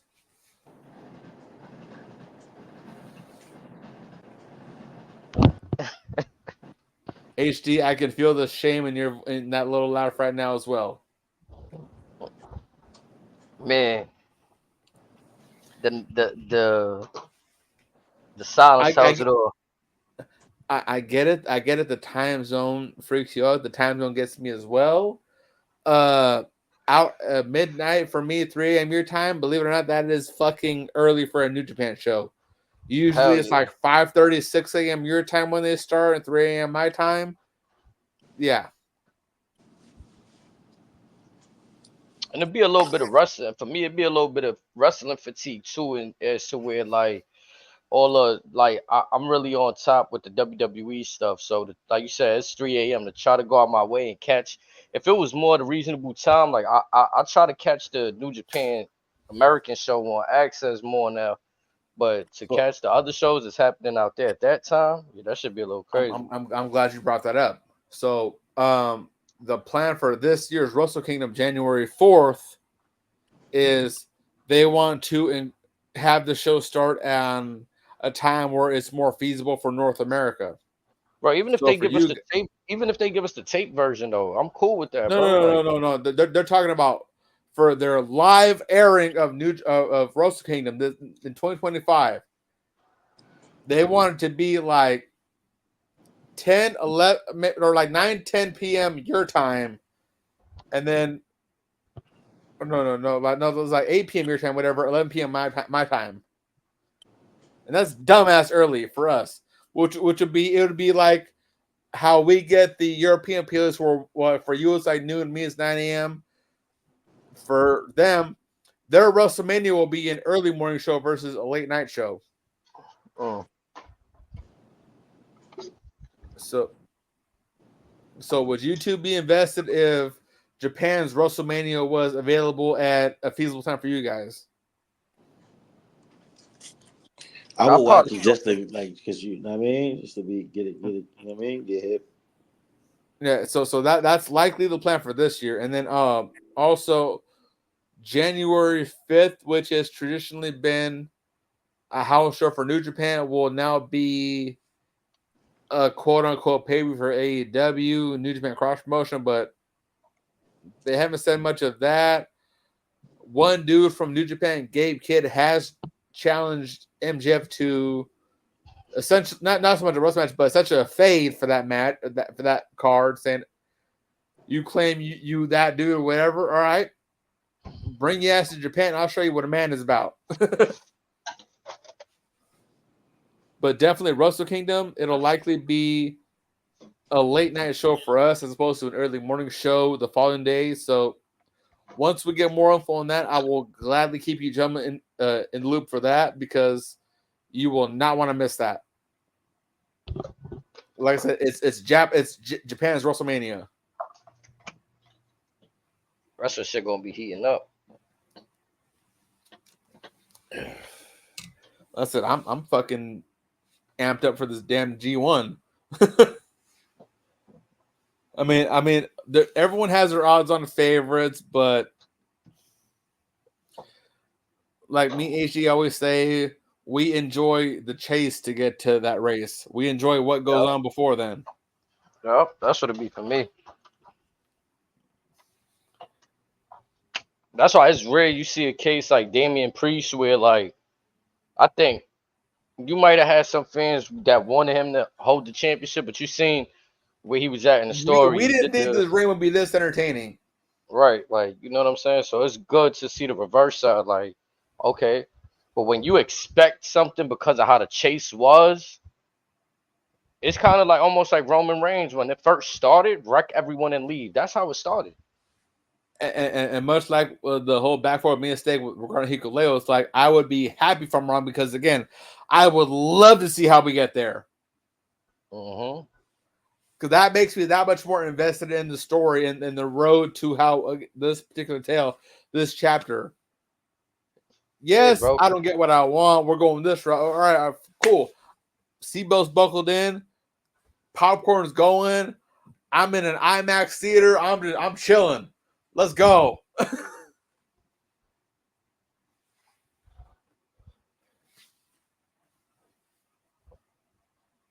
Facts, though. I mean, if y'all good to go, I think we had everything we needed to on SmackDown today. I would bring up the Ring of Honor stuff, but Snake don't like KFC. Nah, man. Shout to Velvet. Shout to Red Velvet.